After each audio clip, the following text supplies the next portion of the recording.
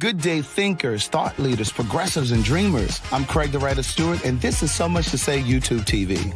These are my thoughts, in my voice, on black shit, white shit, gay shit, and everything in between. Now, So Much to Say YouTube TV is the place that you come to learn and grow. So go ahead and hit the like button, the share button, and the subscribe button. And turn on that little bell so that you get a notification every single time that I go live or I upload something new. Now sit back, relax, and enjoy the show.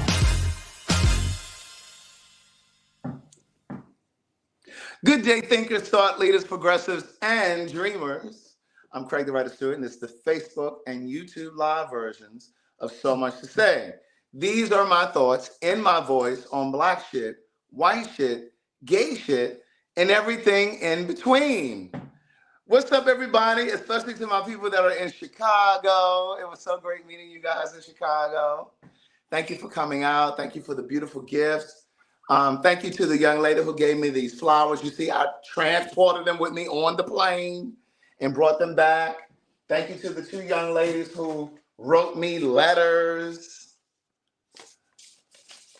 I read each one of them. And baby, when I say she wrote a letter, this is like 4 pages, front and back. It's 2 pages, but it's front and back, so it's 4. That, the back side, this side, and then the back side of that. But yeah, I read both of them. Thank you very much. I will keep them. I will put them in my box. You guys know I keep a box with all of the cards or notes you've ever sent to me. And this is the other one. So I will put those away. I can throw the envelopes away. I want to say thank you to my girl, Joy. I do know Joy. I haven't seen Joy in like 15 years. She came to the show. That's cute, Shauna. My friend Joy, she came and she brought me like a little Whole Foods gift card, so that I can get some little snacks or whatever I needed to get. Oh, and she had a lip therapy in there. We got out of Chicago just in time. I got to meet my girl, Bug Nita. I want to say thank you to Riri and my girl, Gail. They came and they had gifts too, but they had gifts. They had so many gifts that they have to ship it to me. They have to ship it to me. They're going to ship it to the P.O. box. The one gift is so sweet. So there's a picture. Remember when my mom passed and I posted that picture of my mother and me where I have on like a green and cream striped shirt. And like, I think you see like a profile view of me and you can see my mother like facing me. They took that and they blew it up. And so it's like this huge frame. So they're going to ship it to me. And it's so sweet. I can't locate that. Not just because it was thoughtful, but also because those of you who follow me and been following me for a minute, my mother said to me one day, she said, "You don't have no pictures of me in here. You don't have no pictures in here." So that will be the picture that I have mounted in the house. I don't know where I'm going to put it yet, but I'm going to mount that in here somewhere. I kind of have an idea, but I don't know exactly where just yet. But yeah, so I appreciate those of you who came out. It was really, really lovely meeting all of you. It really, really was. Your energy, Chicago, that energy was unmatched. Like we said before on the post that the show was sold out, but there were also people on the waiting list, right? There were also people on the waiting list because with City Winery, when their shows sell out, you can add your name to a waiting list so that if another show is added, then you automatically get first dibs or whatever. Obviously, we didn't have a second show for Chicago, but when I say that energy was so loud and it was so thunderous, like we could hear it backstage. Like we could hear it backstage. Like when that Phag Talk music came on, when that Phag Tawlk music came on, and the children in Chicago got to rumbling out there, it was just, like, oh shit. It was just like the energy was just so high. So thank you for that, Chicago. It was really, really special. I mean, it was like over 300 people in that room.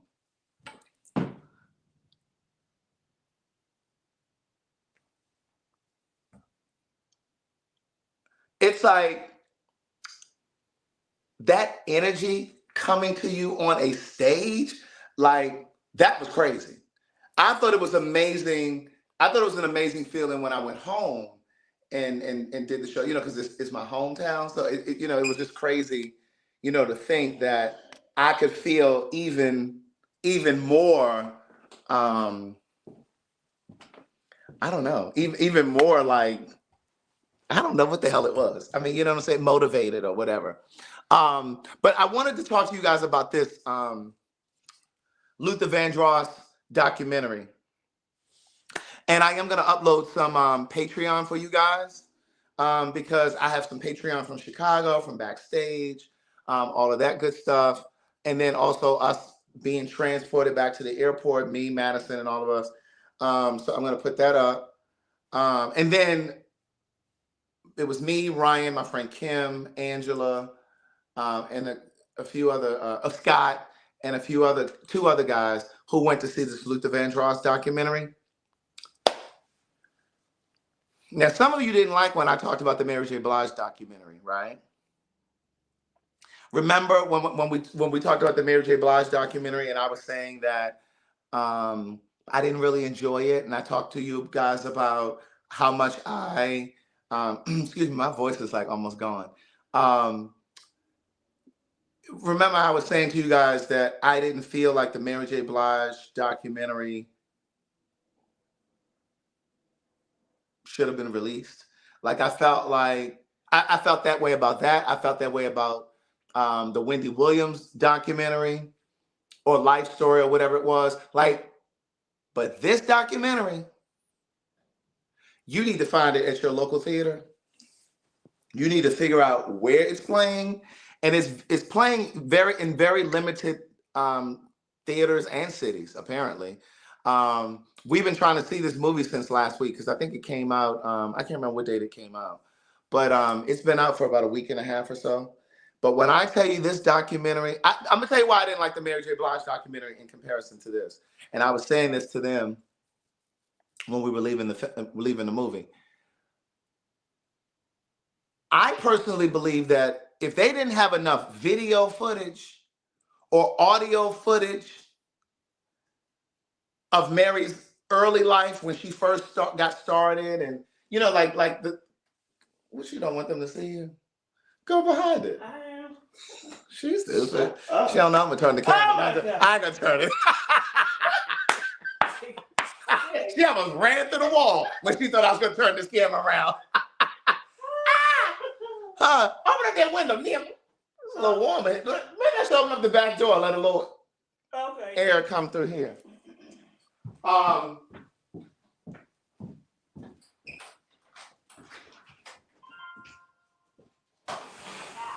It's too warm to turn it. I mean, it's too chilly outside to turn the air completely off. The heat completely off. So I'm just gonna open the door. But for me, like with the Mary J. Blige documentary, I was saying to them in the car, like, the story that most of us have heard about, wait a minute. Slow down, Yvette. We coming around that corner soon. Hold on, Yvette. We coming. She said, did it approach his sexuality? Hold on, niece. We coming. So, no, it's definitely an authorized and approved documentary. His niece is in it.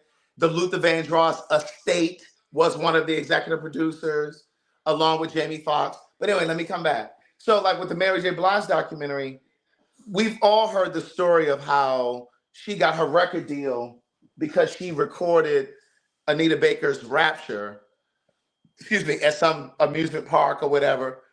And a friend of the family or somebody got the record tape, blah, blah, blah, blah. But we've never heard this we've never heard this demo, right? So for me, a documentary serves us when you see unseen footage or you hear audio tapes of interviews and things like that that you've not heard before.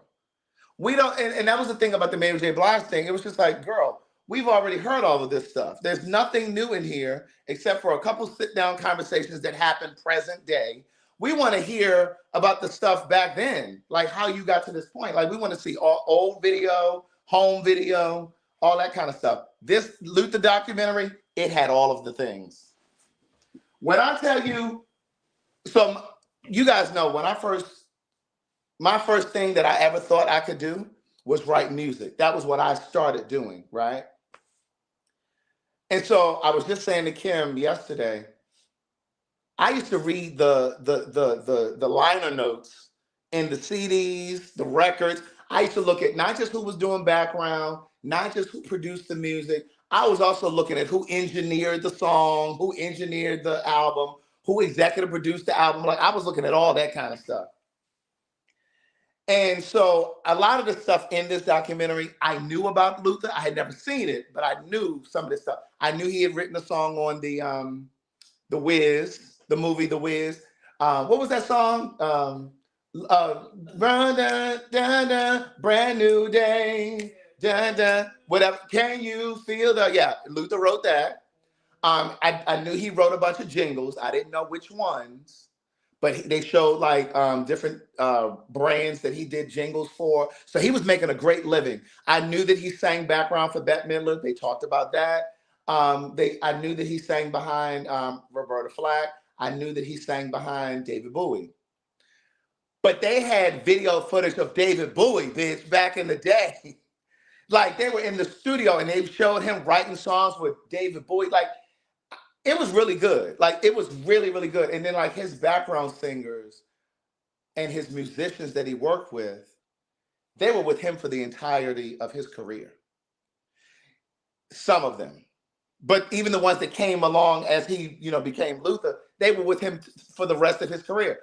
Kim and I, we were just talking about this a moment ago when we were all together. When you look at Michael Jackson's background singers and all those people, and who did you say, Prince? They cycled through a lot of people.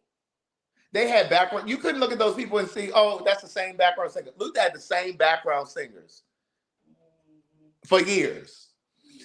And that was also why there was a synergy in their work because they were working together.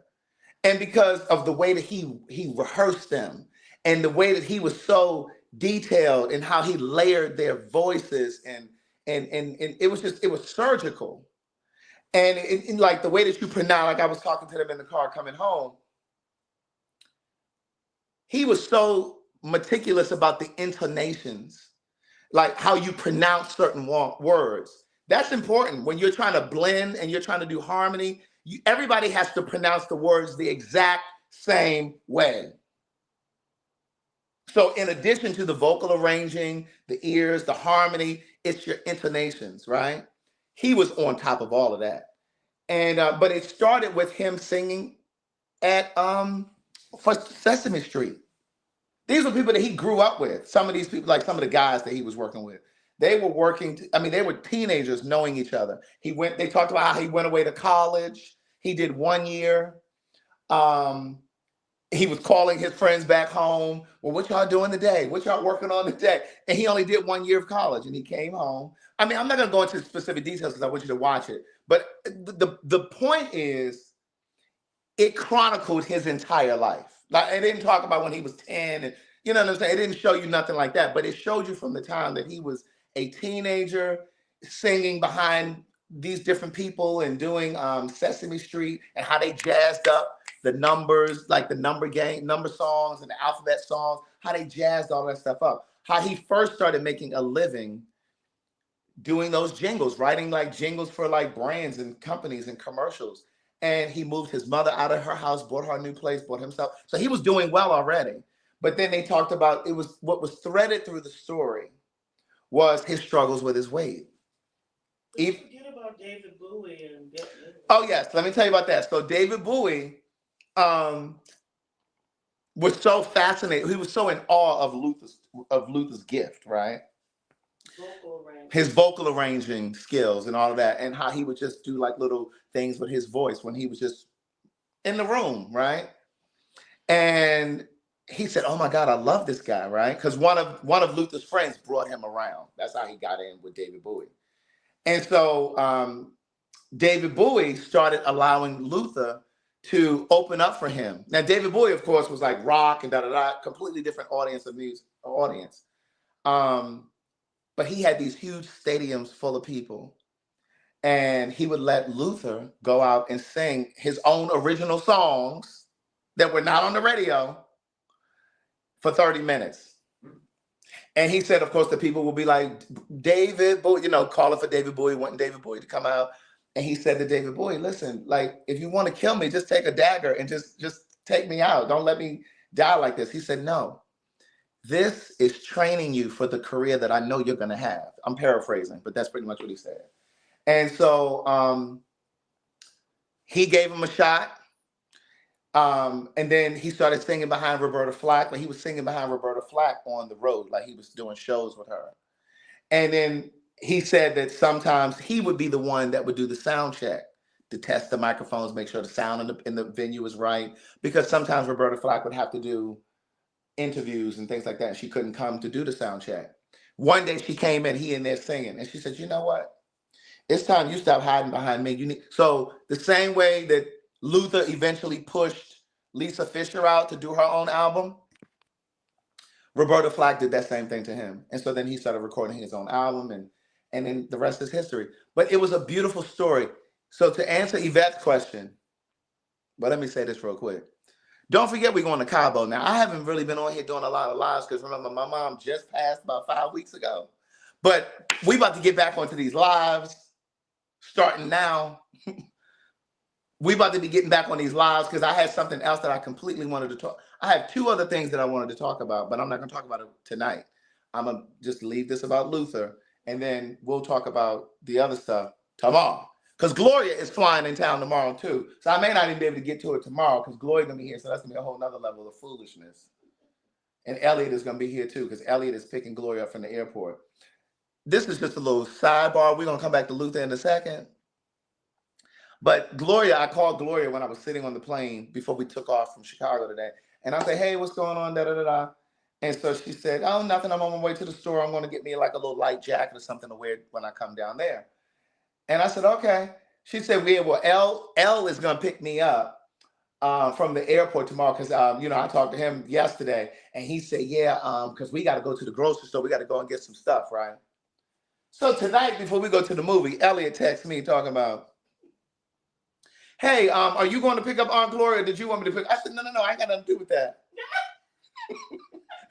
I said, that's between you and Glow. I said, now, Glow told me that you were picking her up because y'all had to go to the grocery store. Okay. All right, don't be trying to get me to burn my gas up. I done already planned my day for tomorrow, and going to the airport is not a part of what I'm doing tomorrow. I was at the airport today. Get on your broomstick and go down to Hartsfield-Jackson International Airport and then bring her over here. Please and thank you. I'll see you when you get here. So back to Luther. I did not know that Luther Vandross was in what was that, 1986? When he was in that car crash? Was it 86? Well, you said you were, how old did you say you were? You said I was something. 15? No, because Scott said he was in high school. It was early 90s, 89. I think it was 86 because I remember thinking I was 10. Because I was thinking maybe that's why I didn't hear about it because I was only 10. But Luther apparently was in a bad car accident in West Hollywood. I'm turning that corner, Yvette. You asked about the sexuality? The car crash happened in West Hollywood. West Hollywood is like the gay area of LA. Now, that doesn't mean he couldn't have just been driving through. But like Scott said, with a 27-year-old. Now, Luther, of course, was younger, too, in 86. I don't know how old he was. I think he was 34. Okay, so he was like 34. And then the guy that was in the car was 27. Well, there was a guy in the car with him who died. The guy died. And that's what I'm saying. It was so catastrophic. Like, I'm like, I never heard of this. And so his car jumped the median strip or something, and um, they even were talking about charging him with They had a trial. yeah, they had a trial, all of that stuff. He almost got charged, and that he had to do a benefit concert. Like, this documentary was so detailed and involved, and I know some of you probably think that I'm telling too much. I promise you, I'm not. I promise you, I'm not. You really should watch this documentary. It's in the movie theaters right now. It's called Never Too Much. Um, but he was in that car, so that was something that I didn't know, and that's another thing for me. That's a sign. For me, that's the sign of a great story or a great documentary, is when you learn things that you didn't know. They definitely talked about how Patti LaBelle outed him over there with that white man, Andy Cohen.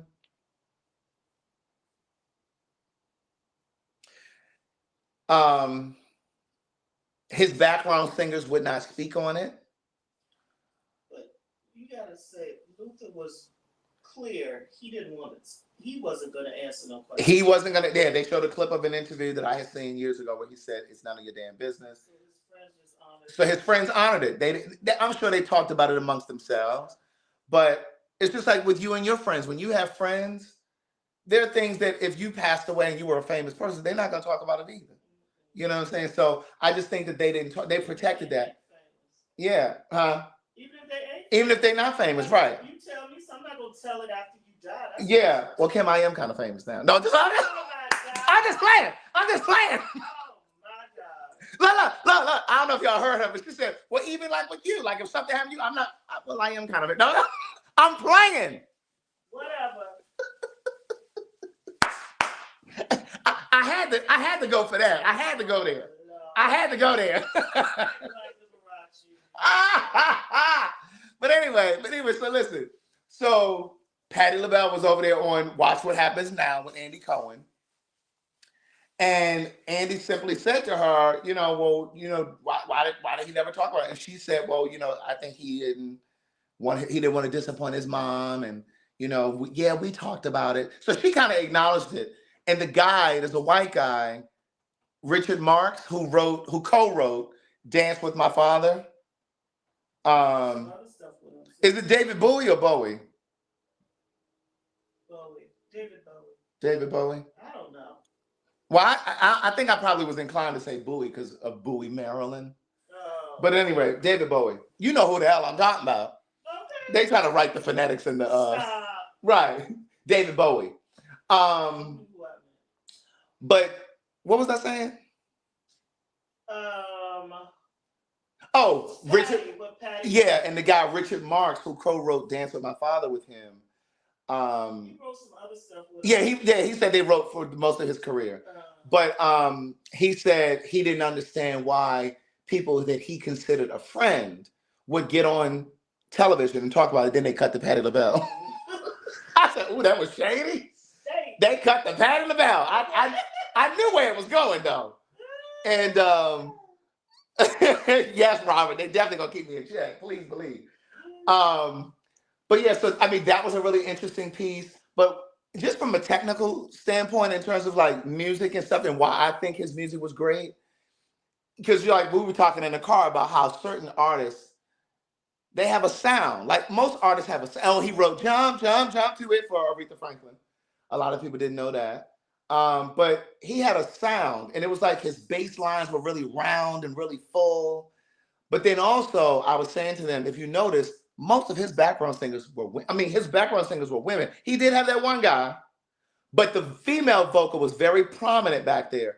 And if you think about Michael Jackson, he did most of his own vocals. Jaheim, I said to Kim, Jaheim got these same guys that do his background vocals. When you think about a Joe, when you think about a Freddie Jackson, like those people, men usually have male background singers. Luther had women, and like I said, I know he had that one guy who would be back there singing. And he had a high voice too, though. But the female vocal was very prominent, and I think that's what separated, because his voice. It really established them as background, because you got this male voice up front, you got these female voices in the back, and then below the notes and above the notes. Like it was just impeccable. Like And I saw him, I think, twice. I saw him at least twice. I don't think I saw him 3 times, but I saw him at least twice. And what I didn't say when we were all together, Kim, was one of the things that he used to do. You know, I love a demonstration. And you got a point in here, man. They don't see you. Oh, okay. She's doing it. Shut up. But this is one of the things he used to do. Let me move this over here so they don't see you.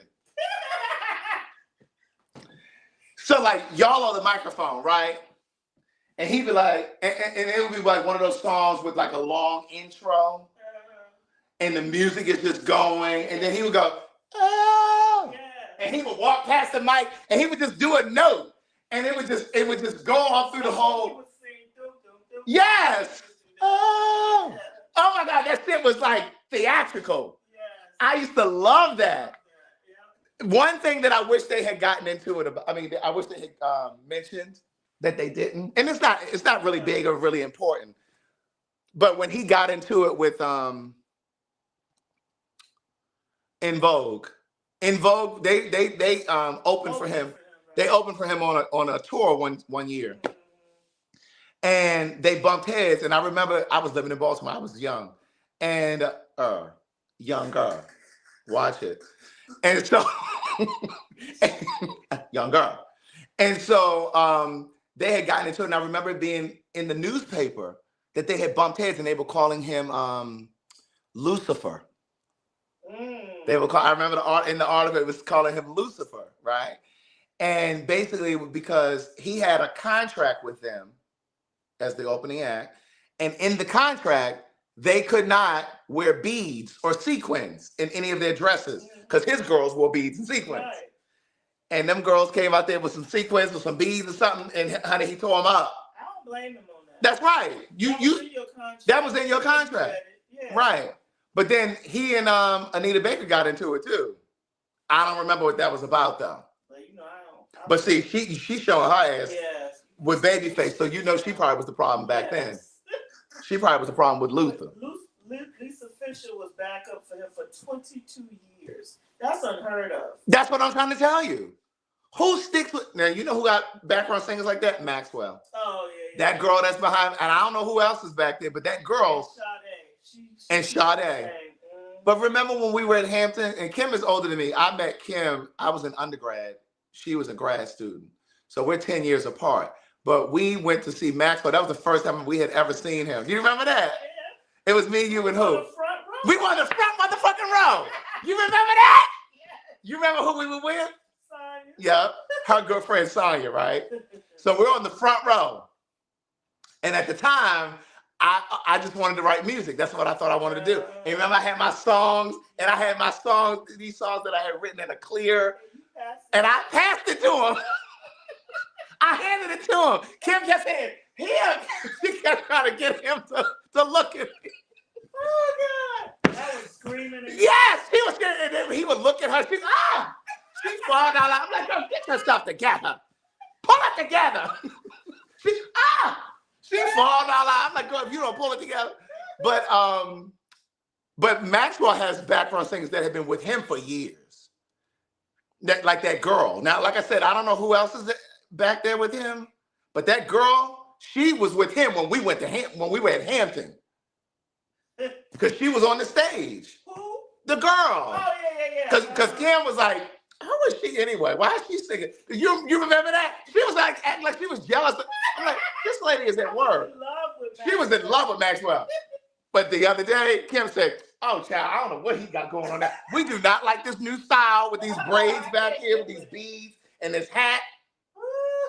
Maxwell, we need you to pull it together. Yeah. When I tell you, Kim was like, who is she? Why is she? Girl, this lady is at work. Leave her alone. Sade got the same background singer. She still works with the same people. But again, I think all of that contributes to why the sound is so just flawless. Mm-hmm. You know what I'm saying? But the documentary was really good. I mean, I think you should definitely check it out. He said his most personal song is Any Love. Was most biographical. Most autobiographical. I speak to myself sometimes, and I said, oh my, in a lot of ways, I'm a lucky guy. Yeah. And then what's the next line? Wait. I'm gonna send you the. I'll bring you the lyrics. No, just tell me what it says. All right, hold on. Something about tell me where I can find any love. Just any love. Right. Any love. I love any love too. But what you all should know about me, my favorite song by Luther is Wait for Love. Wait for Love is, if I ever do a trivia and I'm giving something away and I say, what's my favorite Luther song? It is Wait for Love. In a lot of ways, you're a lucky guy. In a lot of ways, now all you need is a chance to try. In a lot of ways, you're a lucky guy, and all you need is just a chance to try any love. There's a need to shout. In my heart, crying, let me out. Are all those feelings that want to touch any love?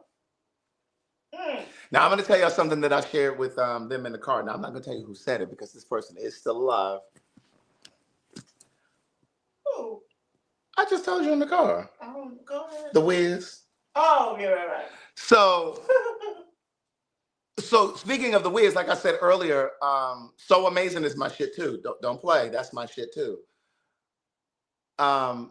Earlier when I said that he wrote a song, Brand New Day for The Wiz, he was on the set. Not set, but he used to go to the rehearsals and stuff when they were doing the stage play or doing the movie and all that kind of shit. And this person told me that it's so unfortunate that he died, and he didn't have to die. And they go into detail about what happened when he died. His personal assistant went into the house. You'll see that when you watch the movie. I'm not going to go into it. But this person that I know said to me, he didn't have to die, but he was so fiercely private, and he was so afraid of someone finding out his secret that he died alone. Like, if someone was there, he possibly could have been saved. You know what I'm saying? Like, if he had live-in help. And this person that I know was like, it was just so stupid. Like, if he just had live-in help. You know, I might tell y'all on the Patreon, but I'm not saying it over here. I'm not saying it out here. But I was just like, oh, wow. And so Kim was saying that she remembers, the documentary was really good. Like, they had footage from when he was on Joan Rivers' talk show. I mean, like, they had archival kind of shit. Shit you had never even seen.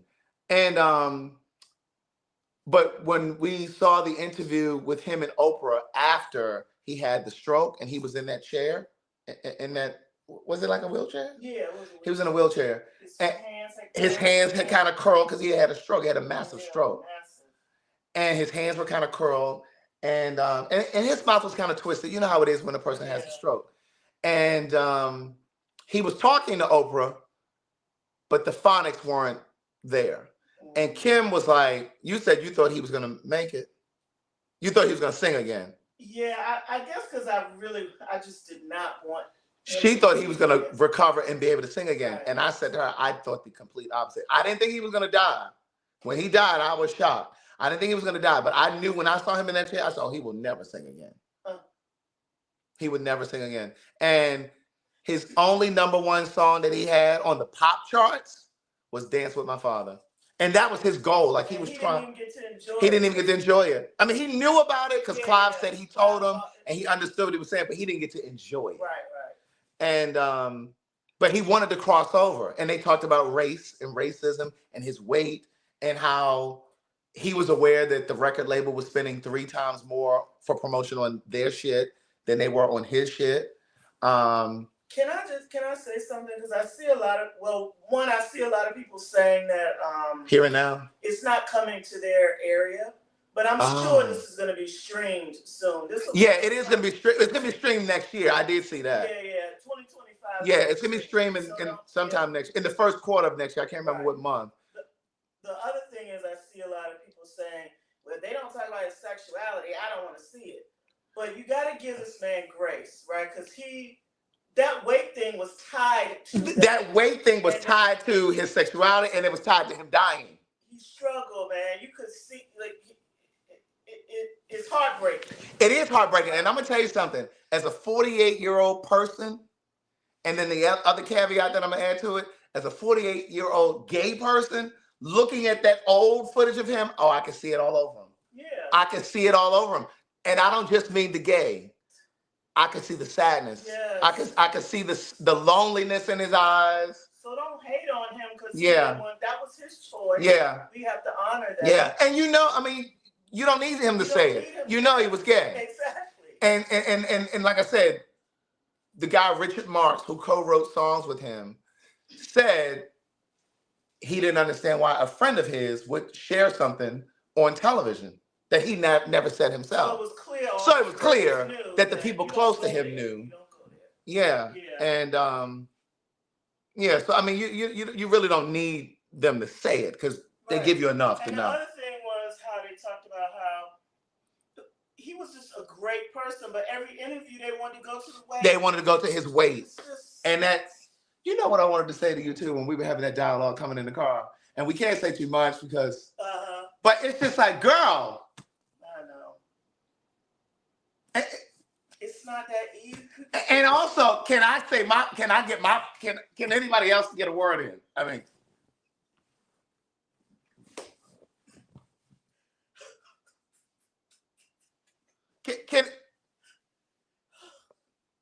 I mean, okay, so we should all just wait for you. Oh yeah, I'm gonna give it to y'all on Patreon. What I'm trying to say now, I'm gonna just give y'all on Patreon. I'm gonna turn this camera when we get off of here. I'm just gonna turn the camera on, and then we're gonna really go into it. But no, you could see it. And then like Kim was sitting on my left, and Scott was sitting to my right, and then next to Scott was Angela, and then it was two other guys that I know, and then Ryan was at the end. And so, hey Irish, welcome. She said, this is my first live. Welcome. Make sure you turn on your notifications. But I said to Scott, there were some moments early on in his career, like when he was doing the Sesame Street stuff and, you know, when he was young. I said, oh, I could see the gay on him. Because like he was slightly flamboyant. Not a lot. I should have known when he went in one of them green shoes. Baby, all we're gonna say is the green shoes. When he wanted them green shoes, and then when they started doing them album covers, and bitch, he had liner up under his eyes.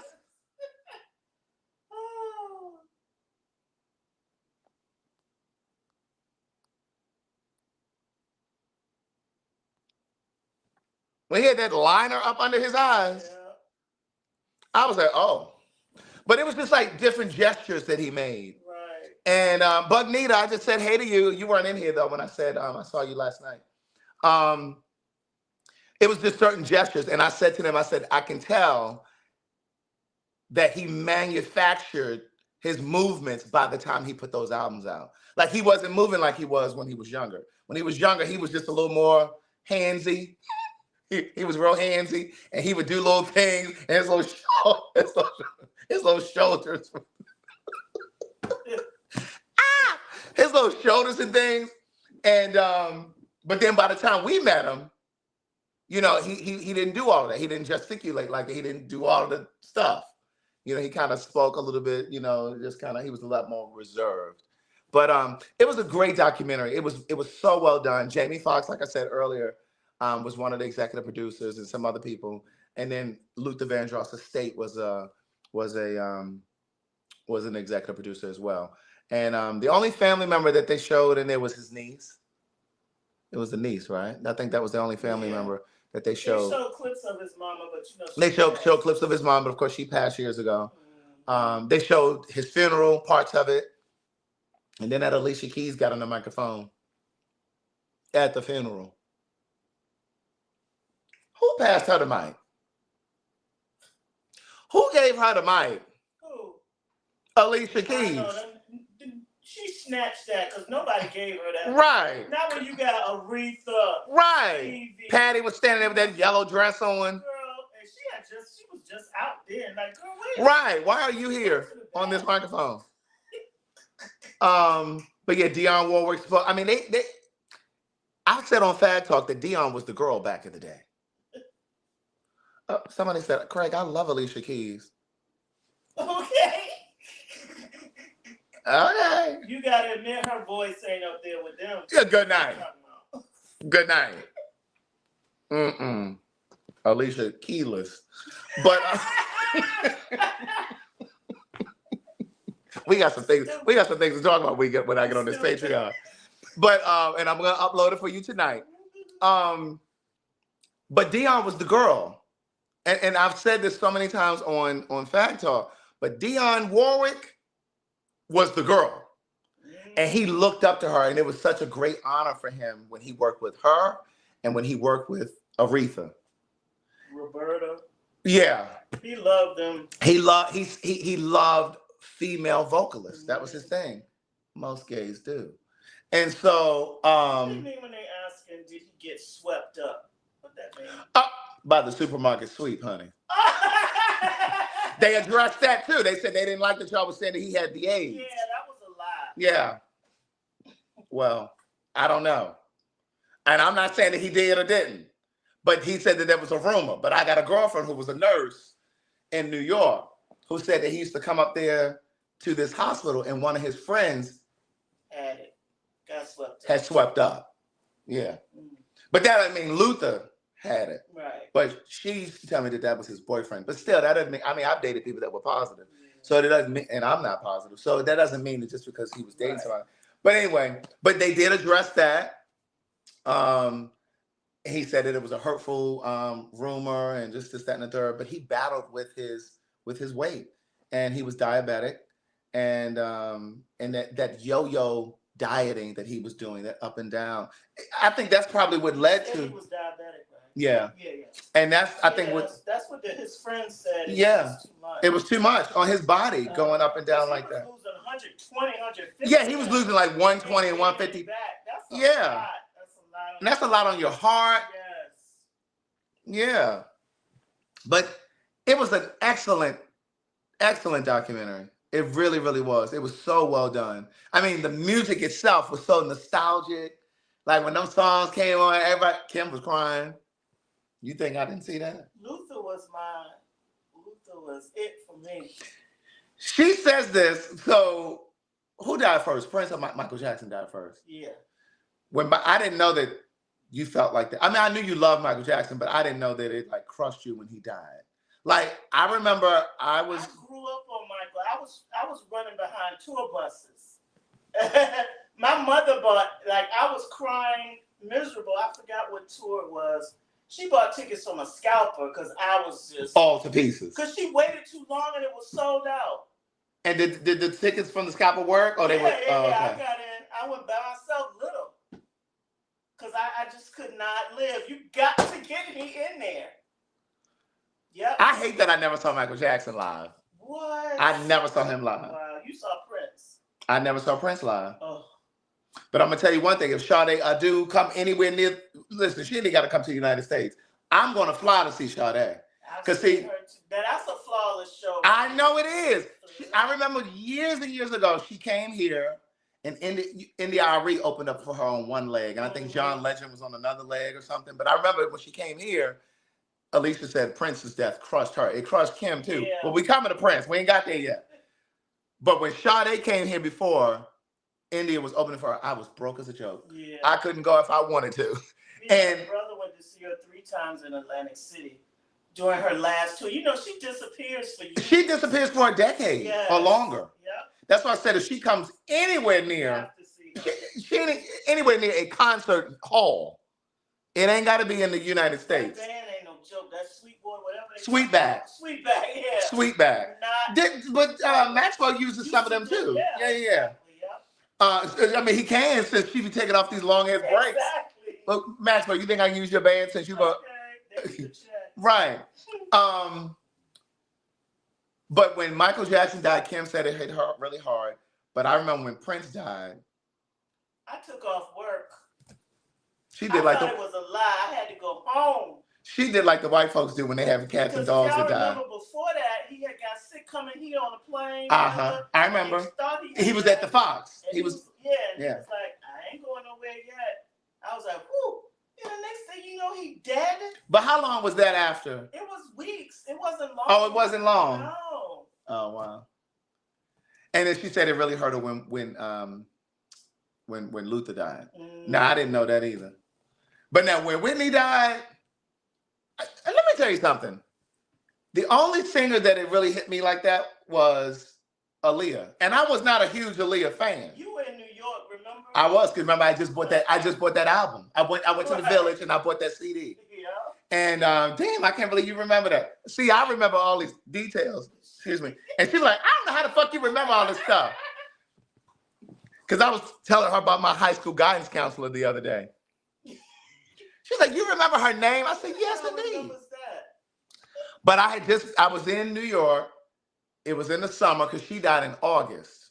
She died just before 9/11. It was like end of August. And then 9/11 was like 2 weeks later. Yeah. And because there was so much to happen, because I'm gonna tell you, it was her. 2001. It was 2001. Wow. And I was dating this guy from the Bahamas. What was his name? I'm not saying that here. Oh. You remember we used to go down to the Ritz? Oh, he used to work at the Ritz Carlton. Yeah. We used to fuck at the Ritz Carlton. But we used to go down to the Ritz Carlton for brunch. He would have, it was August 27th. Look, see, I was gonna say August 28th. I knew it was somewhere around there. And yes, it was August 27th. Wow. And this guy that I used to date, Phyllis said, I'm still not over Prince. No. Michael Jackson was 2009 and Prince was 2016.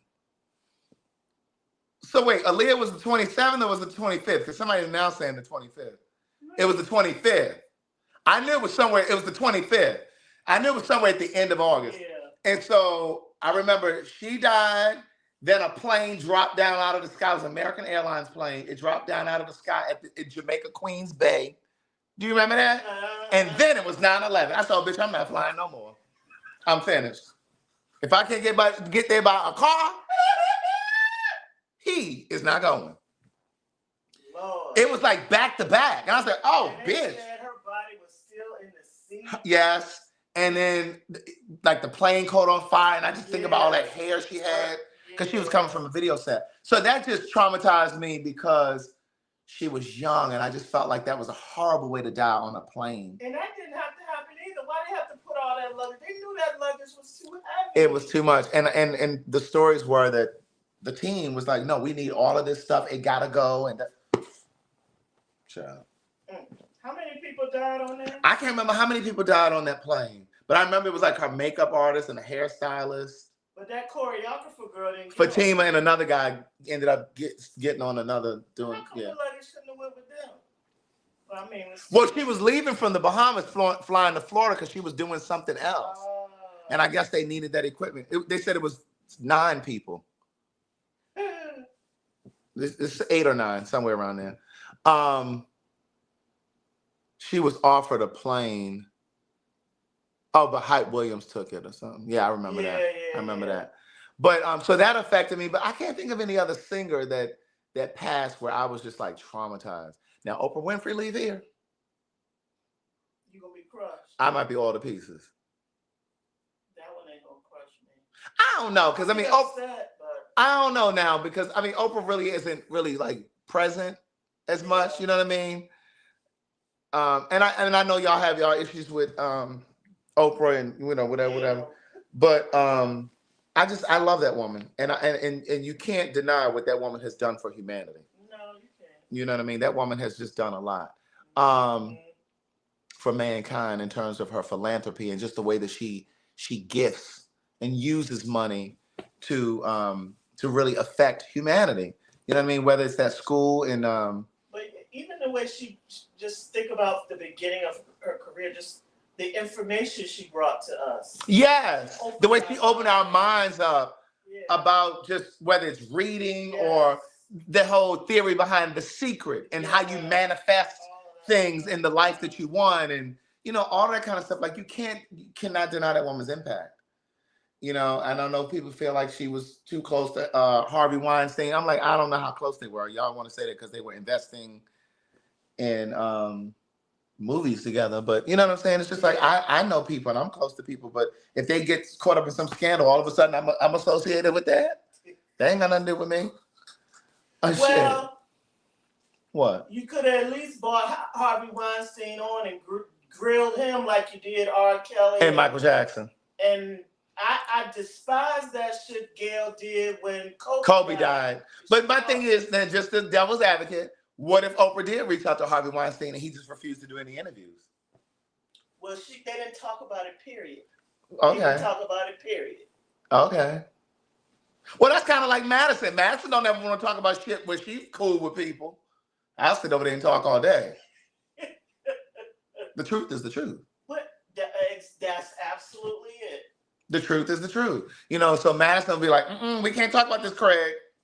I'll meet me over there on my live. We'll talk about it. Oprah, but see, that's because she's trying to get put on. What Oprah need that shit for? She should be able to talk about whatever.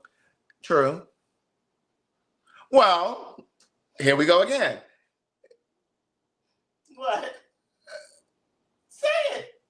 Tyler Perry, Luther. They were at the point in their career that they could just been free. Why can't they just be free? Everybody's different, Craig. Don't put that on everybody. I understand.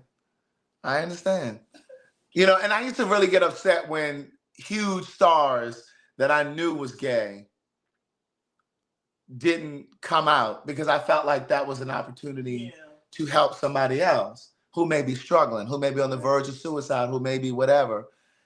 And your voice could have been, but then it's just like, you can't visit that kind of responsibility on people. Yeah, it would be beneficial with themselves, Queen Latifah, because look how long, she ain't never tell us she was gay, she just got married. As a gay woman. And then some people would say, she don't have to say that. Didn't Luther say it in the thing? All I owe you is music. That's Luther said in the documentary. He said, all I owe you is music. I don't owe you shit. Jocelyn said, Tawlk is not a part of the community, Craig. Oh, okay. He's seeing you in school. Okay, girl. This ain't Phag talk. This is. Oh my God. I'm not on the payroll. Oh my God. But no, listen. I'm watching that again when it streams. Yeah. I'm gonna watch that again. Yep. Rattle them bottles, baby. But no, it was very, very good. Even if you're not a Luther fan, I can't understand how you can't be, but just the music. I mean, they go all the way back to Motown with the Temptations. Yeah, they talk about yes. Supremes and what an impact that he studied music. He was a Motown baby. His parents loved Motown. My parents loved Motown. Right. So that music is. And so it eased you into his career. The documentary eased you into his career because it showed you like all of these artists that he studied, and like how he had his girls. When I say his girls, I mean his background singers.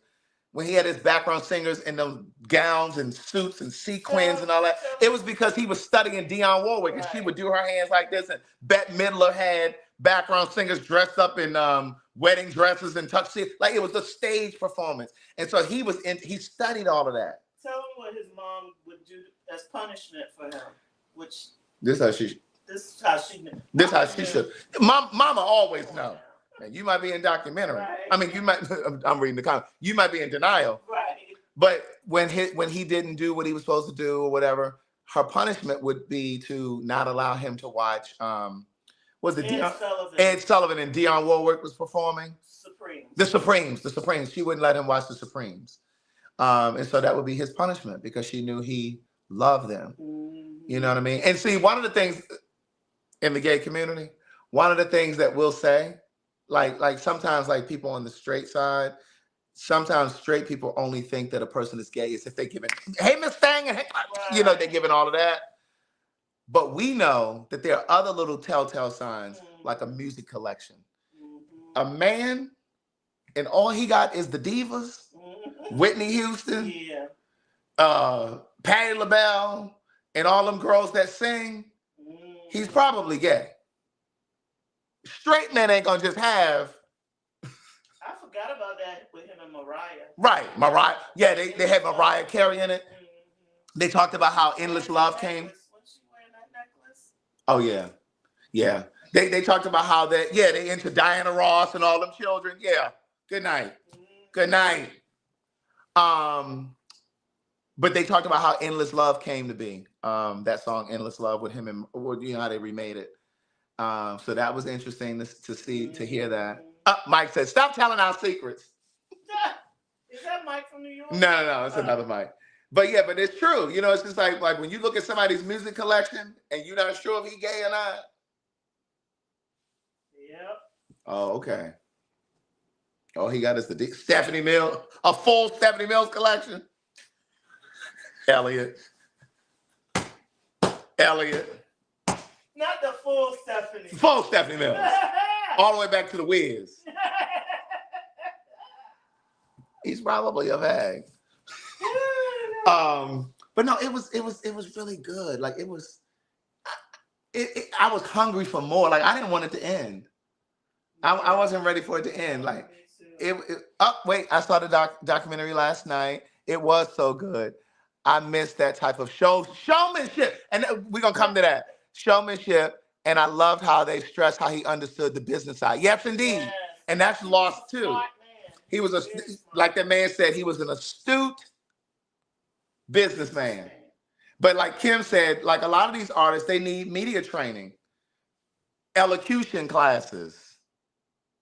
How Motown took them through those trainings back in the day.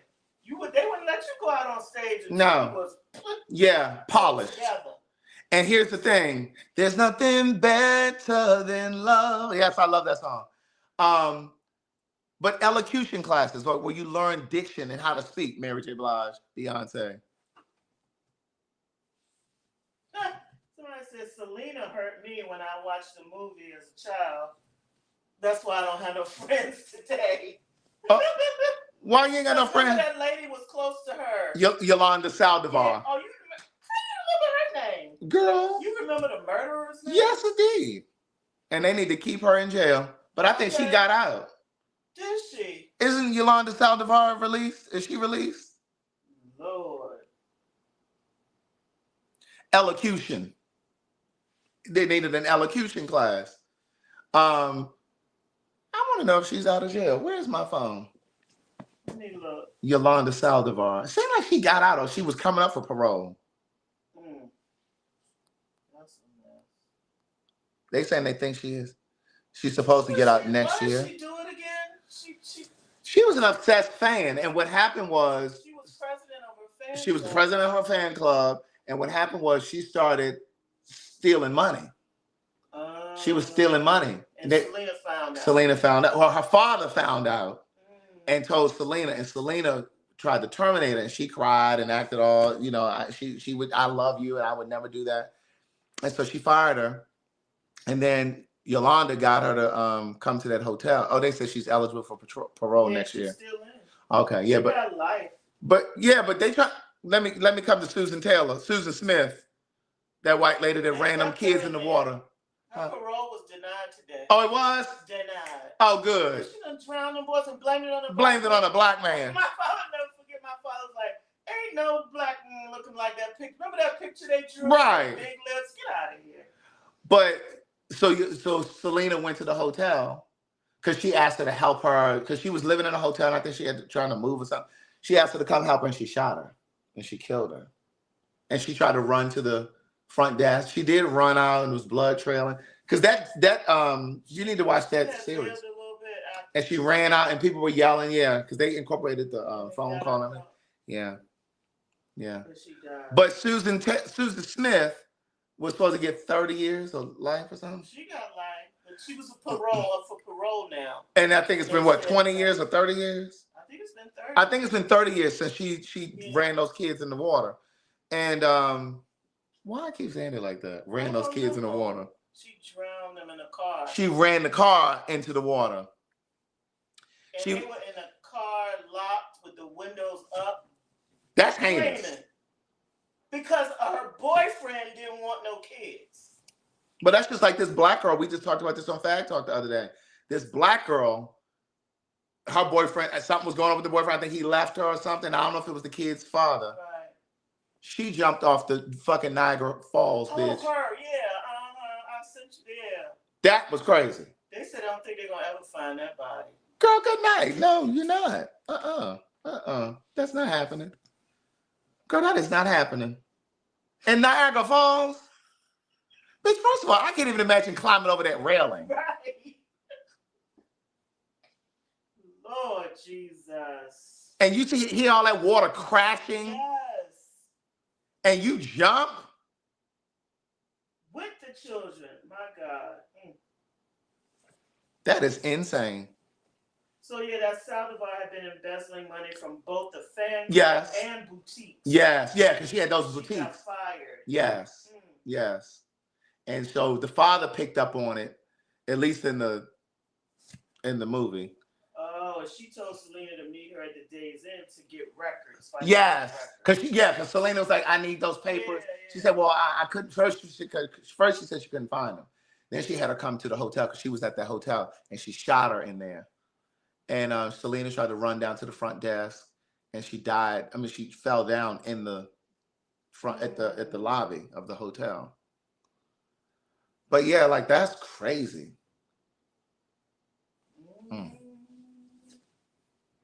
Wait, what did I? Oh, I said we were gonna come to Susan Smith. Yeah, so it's just like she was coming up for parole, and they were like, "Why would she get out? No. If they sentence her to life, then why are you? You need to be there for life." Eligible. Some people don't get eligible. You know how to say. Well, they should have never made her eligible. Of parole, but hers, she was eligible. They should have never made her eligible. But yeah. Why would they? No. Exactly. You need to die in jail. That was heinous. Yeah, that was just. And then what if they had found some black man and put God. him in jail for that shit? Yeah. Even if he had spent even if they had figured it out after he'd been there for 2, 3, 4, 5 years, 10 years. Are you serious? Yeah. That is insane. Wait, somebody got put in the oven. Wait, what? Oh yeah, I just heard about this. Oh wait, we were supposed to do that story on Phag Talk last night, y'all. We were supposed to do that last night on Phag Talk. We didn't get to it. Yeah, a black girl. Yeah. Put them kids in the oven. Because the boyfriend, she was gonna send a picture to the boyfriend or something. I'm really not being funny when I ask this. I'm really not being funny, so don't y'all laugh. Did they say what temperature she had the oven on? Because you could have it on like. No, but I just. You can. She over here trying not to laugh. You can have it on 100. Because I'm just curious. Like this, was it already on 400 when she put? You know what? No, I'm not. I am not. They said it was on 350. Oh my God. No, I'm serious because like it could have been on 100. If you put a bitch in the oven at 100, they still gonna die. Did they die? They didn't die. Did they die? That was evil. Ugh. But that makes you wonder if was it really just about the man, or was there something loose up here? You understand what I'm saying? Can it be both? It can be both. Something got to be loose for you to put children in an oven. Your own children at that. Any child. Any child. But what I'm saying, your own child? Sick. You got to be off your rocker. Off. Somebody said it probably was 350 because we put everything on 350. You know what? I ain't going to hell behind y'all. I am not playing with y'all. But wait, did she lock the oven? Because I'm thinking, like, why can't you just... How old were the children, first of all? You know what I mean? Like, if you shove me in this oven over here, I'm going to open the door. Now, my hand might be burned trying to push it open. Woo! You need help. I'm just wondering, like, did she barricade them in? That has to be horrible. That is one of my biggest fears, is being trapped and dying. Like being trapped, like I always go to like 9/11, like those people that were up under that rubbish for weeks and they found them and they were alive. Kim. Yeah, they died. Wait, hold on. I would have completely gray hair if I was trapped under some rubbish for 30 days or 2 weeks or shit, hell, 24 hours. By the time you pulled me from out of there, all my shit would be gray. What is that? She put them in the oven to cook them. She cooked them. They were toddlers, Lord. Oh, I so don't yeah. want to read this. Oh, girl. That is just, my God. That is awful. Yeah, they died. Jesus. That happened in 2017. She just being sentenced. What the fuck they been on for the past 7 years? She been in, you know how they take forever to do. Oh, she been in jail though. Yeah. Oh, I'm gonna say she always walking around going to the Walmart and shit. Jack said, I hear you're a beautiful boy. Hey, Jack, I miss you when you come. Oh, she texting? Yeah. She gonna probably try to bring her ass over here to bar because Gloria gonna be in town. And you know Ellie gonna be over here. Jack probably got, Jack, you gotta work tomorrow? You ain't hungry? I'm hungry. I could eat something. What could I eat? Whatever I eat, it got to be cooked. Somebody said, was it a normal size oven? Girl. Oh, Lord. And you know, when I was typing in it, I put mother, put child in. It came all up. All kind of shit, microwave, freezer. I'm like, oh, sick. Oh, wow. It's too late for punani. They're closed. I can't get a punani. Have you ever had a punani? What that is? Oh, I guess the answer is no. Thank you very much for all of the compliments about my outfit from last night. Yeah. Ryan is such a hater. Y'all can stop commenting now on that. His head done got too big. No, it didn't. Yes, it did. No, it didn't. I knew I had set the stage. Oh, jeez. When I tried that, listen. Who made that comment about the outfit? Durant. Thank you, Danielle. Come on, Durant, Danielle, y'all stop. So here's the thing. I had something completely different in mind to wear, right? But I wasn't really feeling confident about it. I said, okay, whatever. This is what I'm gonna wear, whatever. I had ordered those clothes, and I thought it was gonna come later in the evening, like after I was already gone. Baby, when I tell you, I looked, I think I was at the gym, and they got delivered. I saw them delivered on the camera. I said, oh, my shit is here. And so I just kept thinking, like, oh, hopefully it fits me the way that I needed to fit, because then I can wear it, right? And so when I came in here, I tried it on, and I was trying to figure out what shoe to put on with it. So Kim was in here laying up in the bed. I was like, Kim, she's like, what? I said, I need you to look and tell me what shoe to wear. And I still ended up wearing the opposite shoe of the one she told me. Why? Because when said you like the ones I picked better too. Yeah, but when I didn't feel that in my gut. And then when I got to Chicago and I got dressed backstage, I asked everybody, what shoe should I wear? A couple people said the one you chose, but then everybody else said, put that shiny one on. I said, yeah, I'm feeling the shiny one too. So that's how I ended up wearing it. But I almost would have been wearing something else. But no, when I tried it on here at the house, I said, oh yeah, this is it. Somebody is saying they don't believe that's you live right now. Because how could you have done a show in Chicago and be here? There's a plane. There was something I got on an airplane. You don't think I could have done a show last night and I'm back here today? We have airplanes here.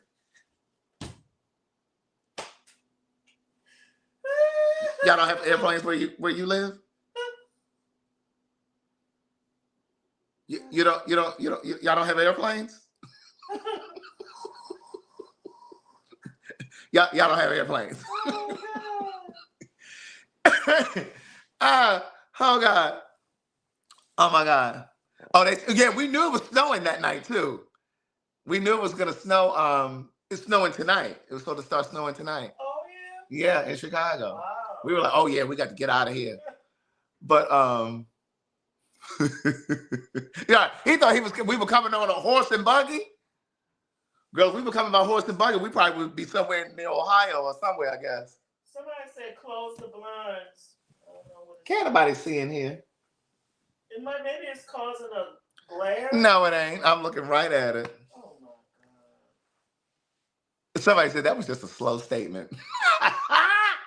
I want to know who said it. Who said that? What? Close the blinds? No, about the air. I mean, how did I do a show last night? And I'm here. I should have kept the name. It was KLAW something. A horse and buggy. Look at him. I'm not here. What time? Let me see. What time did the horse and buggy leave Chicago? I'm trying to figure out. Maybe I'm in Kentucky right now. I'm in Kentucky.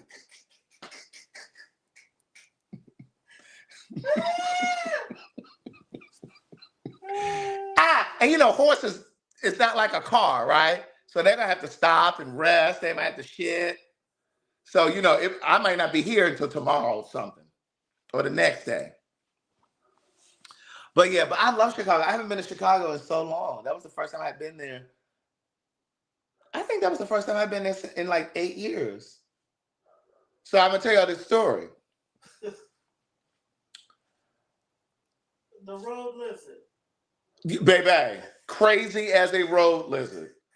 So the very first big thing that I kind of got, like as far as my books go, I had gotten booked. Some of you know the story. I had gotten booked on this gay cruise, and well, it was a cruise, and it was like 200 different gay and lesbian people from across the country that came on this cruise.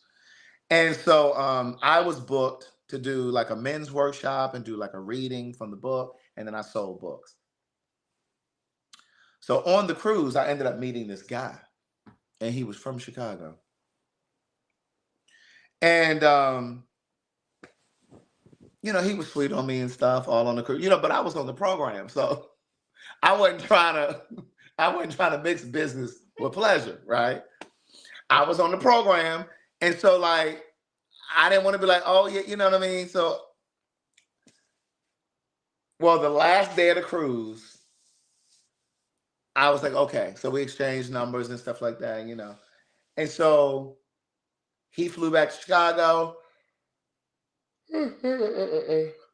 At the time, I was living in Maryland. I had not moved. I had not moved back to Atlanta yet. And I think I only had one book. I only had one book at the time. Thank you very much, Irish. I think I only had one book at the time. And so I was living in Maryland. I moved back home so I could promote the book and all of that. And he had tickets to see Stevie Wonder at the United Center. And so thank you, Lady Sunflower. And so he had tickets for the Stevie Wonder concert at the United Center. And he didn't have anybody to go with. He bought 2 tickets. And so, yes, he took off running on me, girl. And so, so I have told this story. And when I say he was crazy as a road lizard, do I have to tell the whole story? I don't have to tell the story if you remember this. If y'all remember, I don't have to say. KHAWRL-O. KHAW. You know her, I guess. No, that's who said, they think I'm a clone. Because how did I do a show last night and now I'm here? Delisa said, no, tell the story. Okay. Kadisha said, tell the story. Okay. So what happened was I flew to Chicago. And at the time, Elliot actually got the flight for me on Sky Miles. He had some Sky Miles, so he got me a flight. And so I went to Chicago, and I was going to stay with the guy, And so long story short, it was freezing cold in Chicago. And it was the middle of winter. Oh, let me tell you this I'm a nuance the story. So when we were in Chicago, when I first got there, I remember we stopped at a Boston market. That said he was probably at the show, Road Lizard. No, he wasn't at the show. But Riri and Gail, y'all did sit next to this guy, Alonzo, that I know. Alonzo saved me that weekend. I'm going to tell you how. So. Oh, he saved you, Alonzo. Alonzo. He the one got the tickets from you. Yeah, he's the one I gave the ticket to, yeah. So long story short, when I landed, I didn't know that the guy didn't have a car. He never told me he didn't have a car. And it was no big deal. You ain't got to tell me that. But like I land, you pick me up from the airport. We riding around the city. We doing stuff. And then after a day of having the car, and I just told you It was cold as a fucker in Chicago. And after a day of having the car, he tells me, "Oh, I got to take the car back." Take it back where? He said, "Oh, this is a rental." So you didn't fool me into thinking that we had I didn't say this. I'm thinking it. So you don't actually have transportation. So this means we have to get on the bus because you have all of these plans and activities lined up. So now we got to get on the bus. And I'm not too good for the bus, but bitch, this was Chicago in the middle of the winter. And I said, so we supposed to stand on the bus stop and wait for the.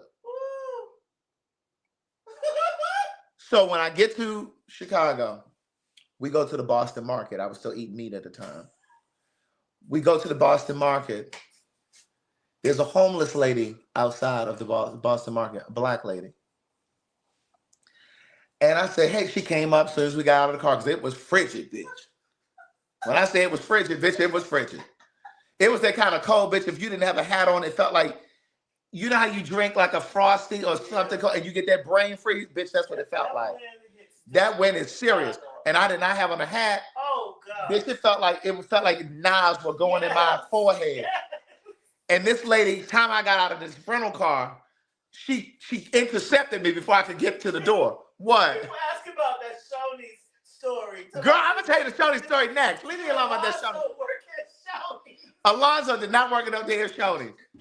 So when I tell you, as soon as I got out of the car and I'm trying to race for the front door of Boston Market, this lady then intercepted me. She said, excuse me, you think you can help me get something to eat? And I said to myself, if this lady is out here asking for free food, she got to really be hungry because ain't no motherfucking way in the world I'd be out in this brutal ass cold. This lady is hungry. I said, yeah, come on, miss, come on. And like I told you, I was broke. I was trying to get my books off the ground. Right. So anytime I was trying to buy this lady food, so I said, come on. Did I ever tell you this story? I remember that. Watch this. I remember the creek road lizard. Yeah, watch this though. We go into the Boston market. And we looking at the menu trying to figure out what we getting. And, we looking and shit. I didn't even ask her what she wanted because I'm going to get you what I want to get you. Because you hungry, right? Which means. Right. You eat whatever you can get. It ain't nothing in here but chicken. I don't care if you want the dark, if you want the white, you're going to get whatever I can get you. So I was going to get her the little half chicken and it came with 2 sides, right? I go to order the food. Watch me. I go to order the food. I said, yeah, can I get the, I'm ordering her shit. I said, yeah, let me get the half chicken with it. She said, I don't want that. What? She said, see, it's cheaper if I get the whole chicken.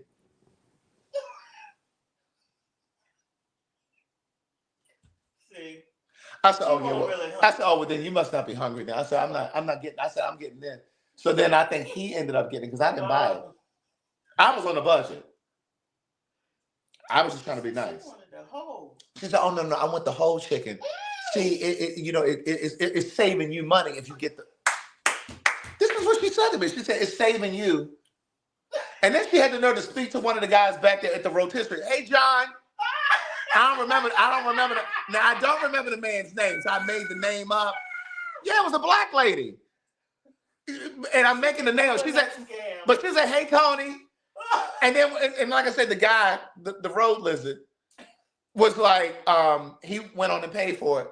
So the chicken is back there rolling on, they have the whole line of chicken. She said, not that one. Give me the one. She told him which one to get. No, not that. Yeah, the next, that one. Uh-huh.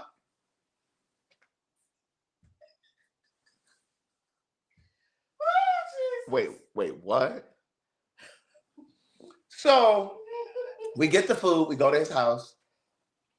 Now mind you, he's a great cook. Like the man can cook, right? So he ended up cooking at some point that weekend. The food was really good. I complimented the food. And so, like I said, he ended up taking that rental car back.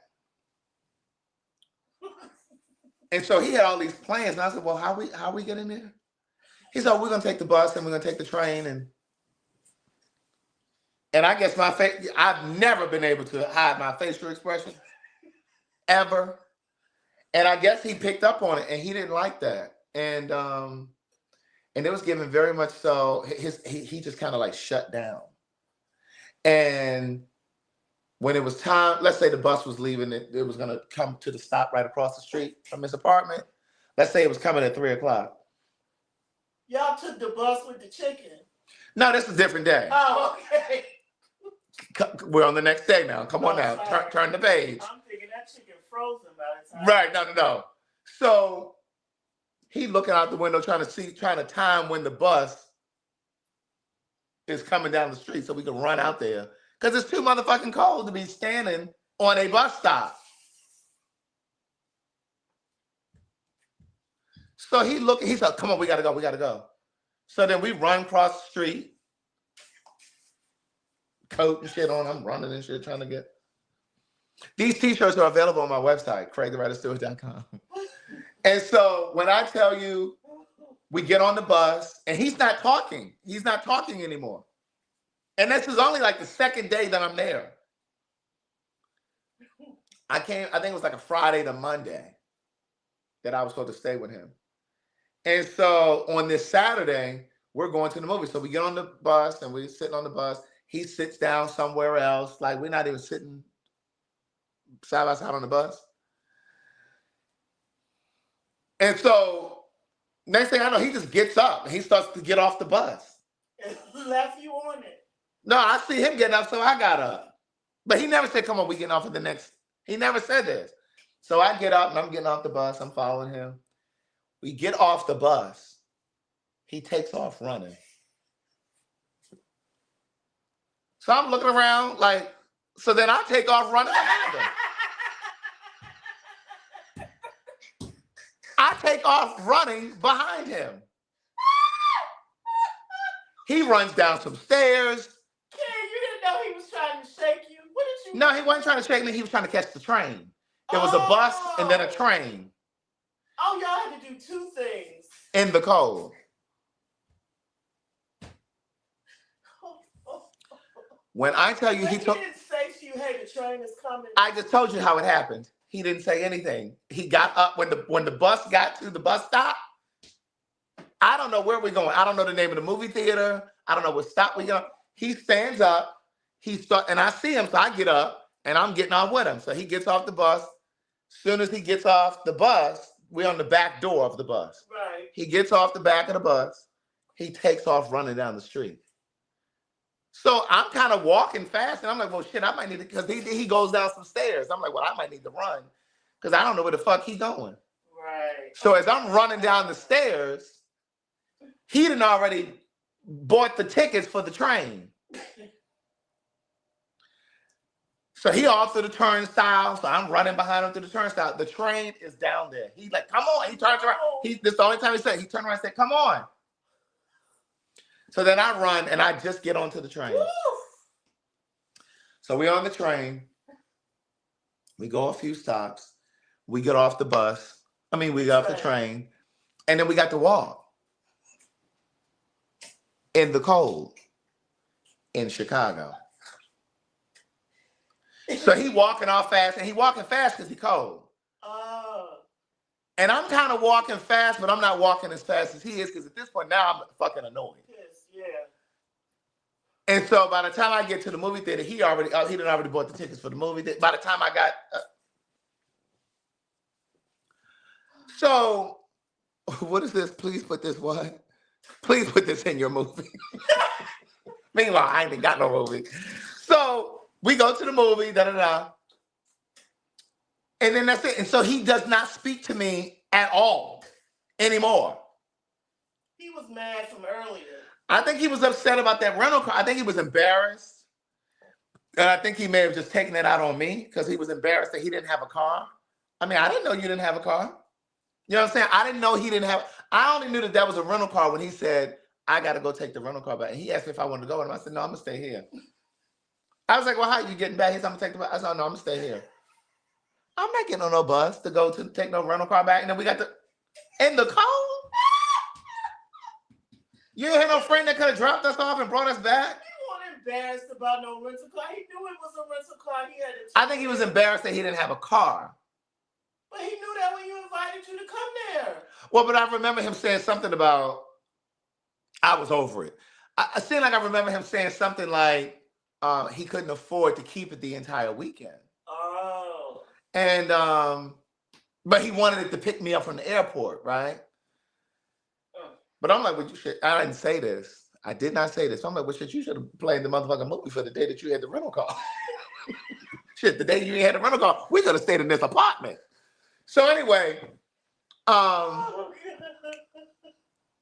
ended up having to call Alonzo, who was sitting next to Riri and Gail, because he just wouldn't talk. Like he was just sitting, he was watching the TV. He did cook. He made a beautiful meal. It was very nice. He said the food in there. But he mumbled it. I thought you said something to him that made him angry earlier that other day. You could tell. No, I'm wondering if maybe he read my facial expression. I don't know. I don't know. I still to this day don't understand why he turned. Right. And so, long story short, Mantra said, "How do you just take off like Carl Lewis? Yes. Someone that's not from your town." Right. I'm giving it to you exactly how it happened. If I remember my motherfucking guidance counselor's name from a high school, I know you could paint a picture. You know I remember this from just a handful of years ago. So I didn't embarrass him because I didn't even do anything. I didn't even say anything.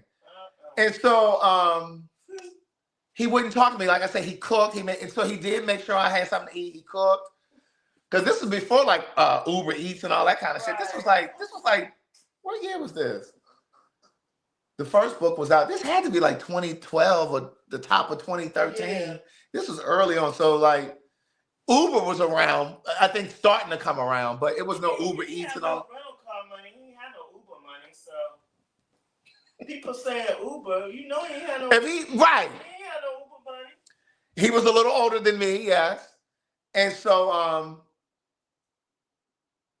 he made the dinner and was like, the food is ready. The food, you can get something to eat or something like that. It was very under his breath, you know, what is this?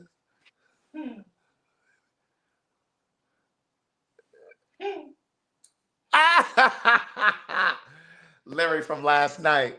So he kind of mumbled, and you know how you feel unwelcome in somebody's house, right? That's just like you here with me, and I'm like, you can get something to eat. And I'm just walking around that. And then like he left, and you know what I mean? Like he went to take the rental car back, and I guess it took a minute to come back by bus and train or however he got back. Get to Alonzo, everybody. So I text Alonzo. I say, hey, Alonzo, I'm supposed to be here in Chicago until Monday. This had to have been Sunday because I went on a Friday. So this had to have been Sunday because I was leaving the next day. And I was like, I can't do this another night. So I text Alonzo and I said, hey, are you in town? And he said, yeah, what's going on? I said, you got something you doing tonight? Da, da, da, da. I said, I really need a big favor. I said, I done came here to Chicago with this guy that I met on this cruise, and this motherfucker is bonkers. I said, do you mind? I said, can I please just spend the night? I said, my flight is back to Atlanta tomorrow. No, I was going back to Baltimore because I was living in Baltimore. I said, my flight is tomorrow. I said, can I just spend the night? He said, yeah, where you staying? Bitch, I'm in there looking for mail because I didn't even know what part of town I was in. You didn't know the address. I had to dig around for mail.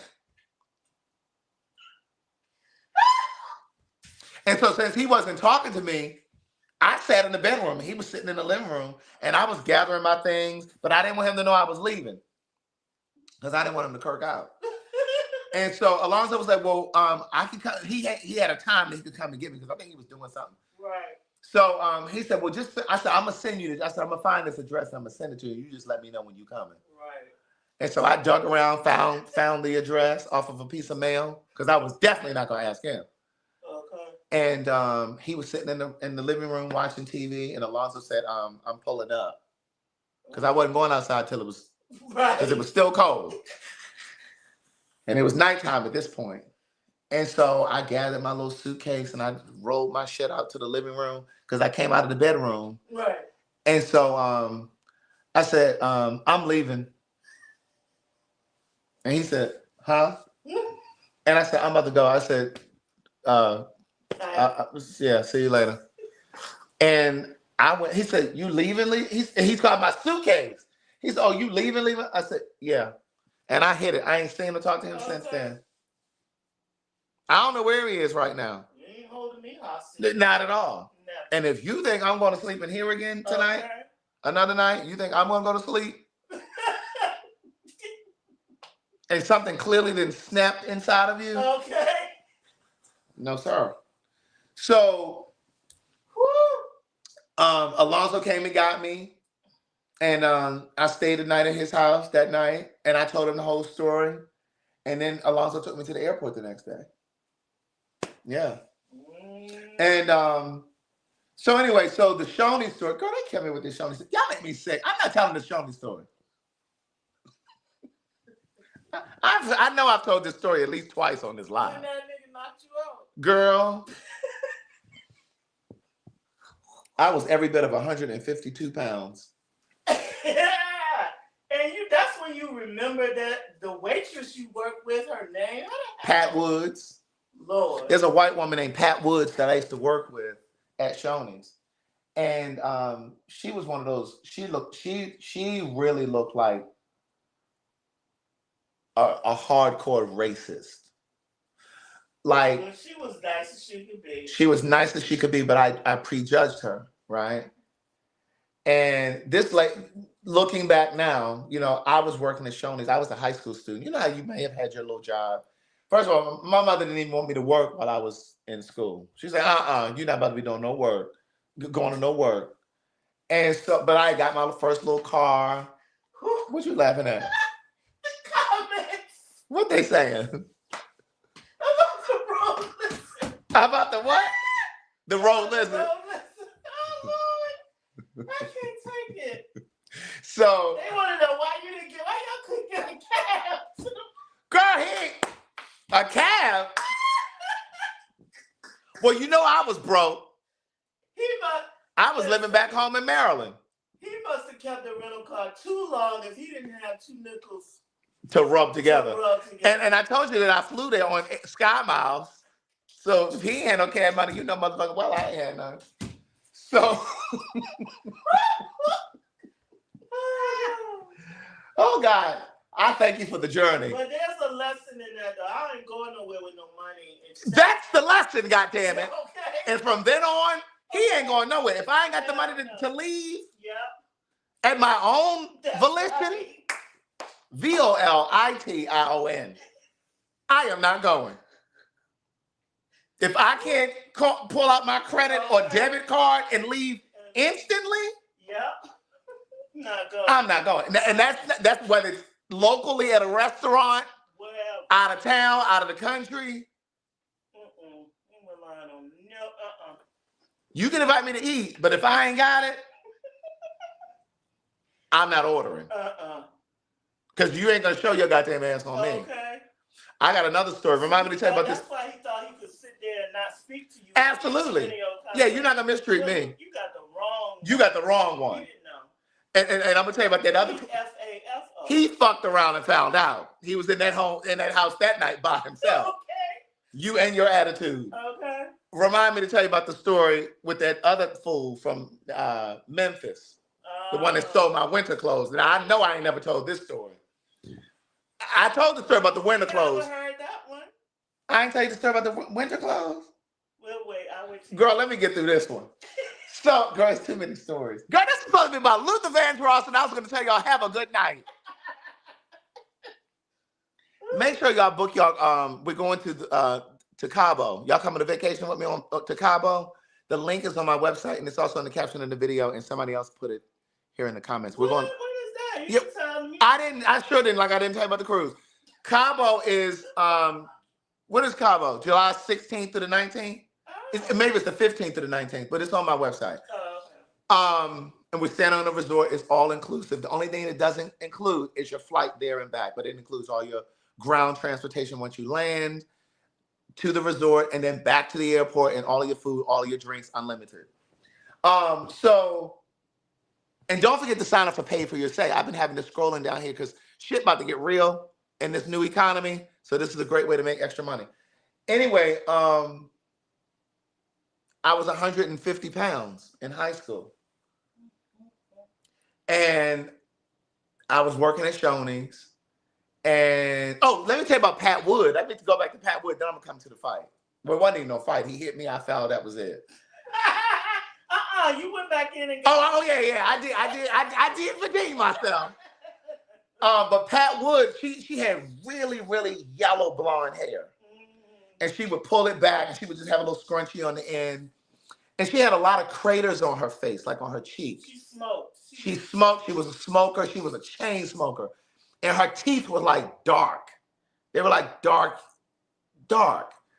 And they were kind of like twisted. I can still see her teeth to this day. And she used to wear like what I imagine to be cheap makeup. What you laughing at? Go ahead. I'm just painting the picture for I'm a storyteller. Yeah. So like her skin looked pasty because of the makeup, right? And it was a white woman. She was like a pale white woman. She had this bleached blonde, yellow blonde hair, and she had these craters on her face. And she would put this pressed powder on it, and so you could kind of see there was a little cakey. And she put a little lipstick on, but she was always going outside to smoke. Always going outside to smoke. And for whatever reason, Pat used to think that everybody was trying to steal her tables. Like, girl, anybody stealing your tables? Not just me. She used to think everybody was stealing. Or like if you know how when you go to a restaurant, they rotate the customers. So like if I come in now, they might sit me over here in this section, but then the next people come, they sit you in somebody else's section. She always felt like somebody was taking her customers or taking her tips. They didn't leave, girl. They stiffed you, girl. Ain't nobody take your tip. They stiffed you. Pat was a grown ass woman. She had bills. She was a grown, and that's what I'm. That's where I was trying to go with this. Yeah. As a grown person now, I understand her plight. I was in high school. I ain't had no bills. I just wanted a little car. I just wanted a job because I had bought a little car. Yeah, and I put a little gas in the car and get a little oil change, right? I had a little hoopty. And so it was all beat up on the side, rusty and shit. But anyway, it was mine. And so Pat would pick up shifts. Like if the manager said, anybody will go home early, we slow. Me. Pat never wanted to go home. And so they would rotate that as well. So like if Pat was the last to come in, they might make her go home, right? They were like, oh, Pat, we don't need you today. It's really slow. And so then somebody was like, Pat, I'll go home. You want to stay? So she said, yeah, let me stay, because she would want to work. Right. I don't know what broke the ice for me and Pat, but me and Pat got close. He didn't hate white people back then. I don't hate them now. I just don't put up with their shit. So I don't know how we became close. And this was around I've read both in your voice. But this was around the O.J. Simpson trial. This was after he got off and all of that, right? And I'll never forget, we went to the Red Lobster over there on Security Boulevard. If you live in Maryland, you know what I'm talking about. We went over to the Security Boulevard, Red Lobster, and I remember those people looking. And I just felt like people were looking at us. Because here I was, this young boy, because I was probably, O.J. had when I was in college. Because I remember I had a vocabulary development class in college. And I remember the teacher left to get the TV and she rolled it into the room because they were going to announce the verdict and she wanted to see it. And how was you in college though and you working with Pat?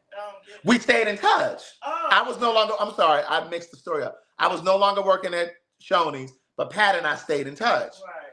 And so we would stay in touch. We would talk from time to time. And then when I came home, we went to go eat. And I remember the verdict. And I remember my teacher pulled the TV in. And I remember when we were in Armstrong Hall. And I remember when the verdict was announced, you could hear everybody yelling, cheering and stuff in the whole building. It was like a movement. Somebody asked me at the airport the other day, I had on a T-shirt that said something about HBC. I think it was something about HBCU or something. And the TSA guy was a black guy. He said, can I ask you a question? He said, I've always wanted to know this. What was so special about going to an HBCU? Was he black? He was black. And so I said to him, I said, there's no experience like that. I said, it's like, you didn't have to deal with microaggressions. You met people from all walks of life, from every corner of the world. Because I mean, like at Hampton, I have friends that were from Canada, that were from Guyana. They were from not just different states, but they were from different countries. And so it was just a beautiful thing to be able to see so many people who look like you, who had similar experiences, but also had very different experiences. So that's why I say to you guys all of the time, if you have kids that want to go out of state to college, urge them to go. And if you have kids that don't want to go out of state, urge them to go. It's a privilege to go out of state. And it's a learning lesson that you just can't get if you stay at home. Doesn't mean that you won't eventually get it and catch up, but there are certain sensibilities and how to live and survive on your own, but you're forced to and make decisions, time management, budgeting your money. I learned all of that in college. But the other part of it is you meet people, because most Black people have very similar experiences about different things, but then we also have differences about us too, especially depending on where you grew up. And you definitely get that. It's like amplified when you go to college with Black people who are from a different country. Right. Like even the ones here, it's just a different level of Black excellence. It is. You don't get, because I went to a majority white school for undergrad. But then came to Hampton for grad. And so it was a true eye-opening experience because I was mostly white school in high school. I didn't have that whole Black experience. Yes. So I learned how to dream. Yes. Going to Yes. There were Black people dreaming about big things, like I want to own my own business. I remember you said that to me because I had all these dreams. All these dreams. I mean, of course, I wasn't thinking about no Facebook and YouTube Live because that was not a thing. But all of this stuff, I imagined it could be this, right? And Kim, you probably don't remember saying this to me, but Kim said, you said to me, your generation is just completely different from mine. Like, we were taught to go to school to become a nurse or something like that. She said, y'all talking about being entrepreneurs. Y'all talking about owning your own business. Like, she said, that's amazing, but we just weren't encouraged to do that. And that's how it was. Like, my generation was that generation, like, oh no, we want to work for ourselves. We want to do this, da, da, da. So anyway, so Pat and I became really cool. And we went to eat. And I remember feeling like the people were looking at us after this O.J. Simpson's verdict.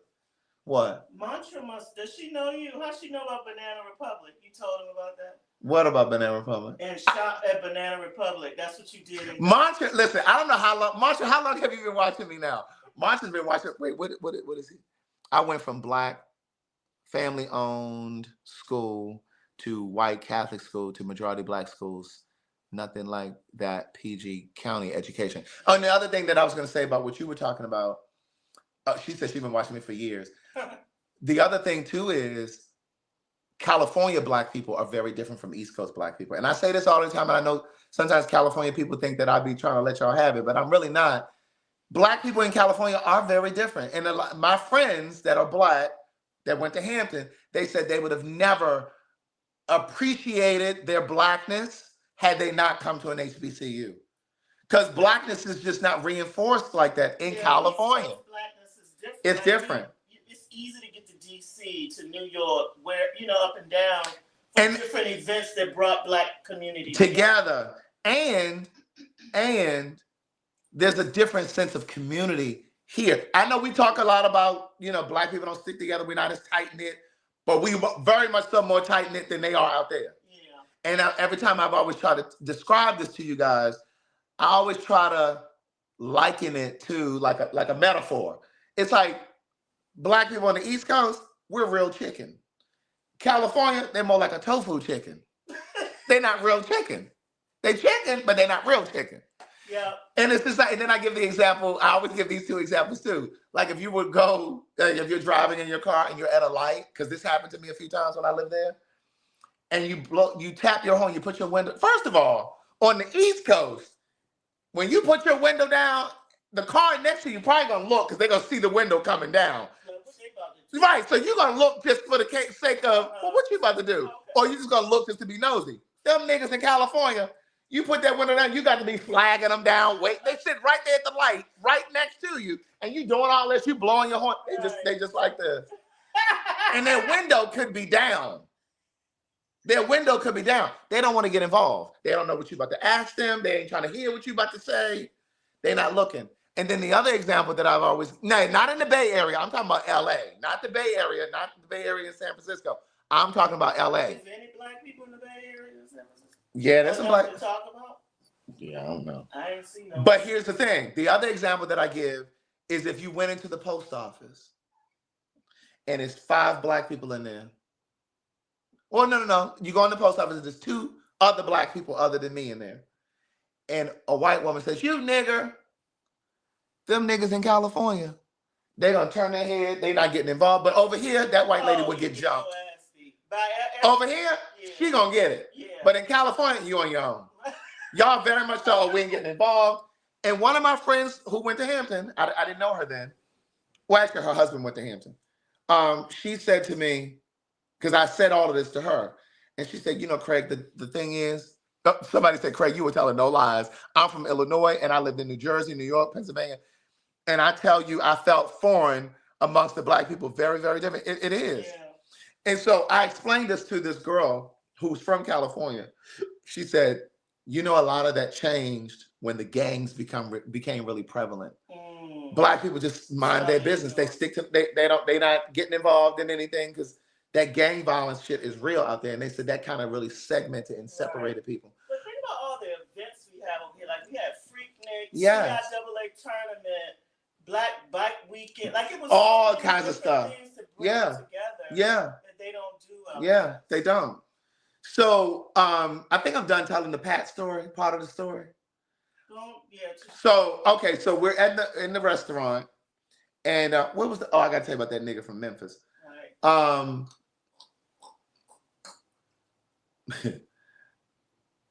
So in Shoney's, you know, you call in your order. You go to the microphone, you call in your order. Yeah, let me get a charbroiled chicken, you know, a side of broccoli and some mashed potatoes and gravy. So me and the chef or the cook, we used to joke and play all the time. He was a straight guy. And remember, I was a very small, thin, 150-pound person. Okay. And this day, I guess he was just in a bad mood. We used to joke back and forth. We were like, what's up? You know, we would joke, cut up. And this particular, I guess he was in a bad mood. I don't know what happened, but he wasn't in a mood to joke. And I don't remember what happened. I don't remember what I called in or whatever, but he said something back. And I said, "Oh, nigga, whatever. Shut up. Ain't nobody listening to all that noise. Just get the food together." And he said, "All right, keep running your mouth." He said, "I'm going to see you when you get off work." I said, "Nigga, whatever." So I went on about my business, finished my shift. I did my little side work. Did my little side work. And so I'm leaving for the day. I'm like, "All right, y'all, see y'all later." So Shoney's had these double doors, and it was like 2 sets of double doors. So when you first walked out, and there was like a small little vestibule, right. And there was another double door. Yeah.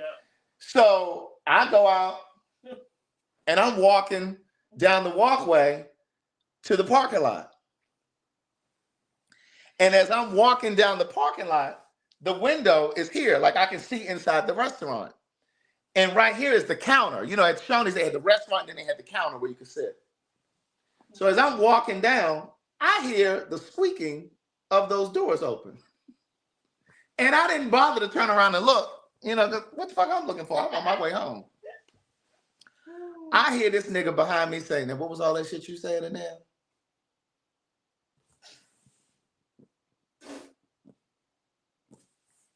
I turned around. I said, "Well, whatever." And I turned back around and kept walking. Before I knew it,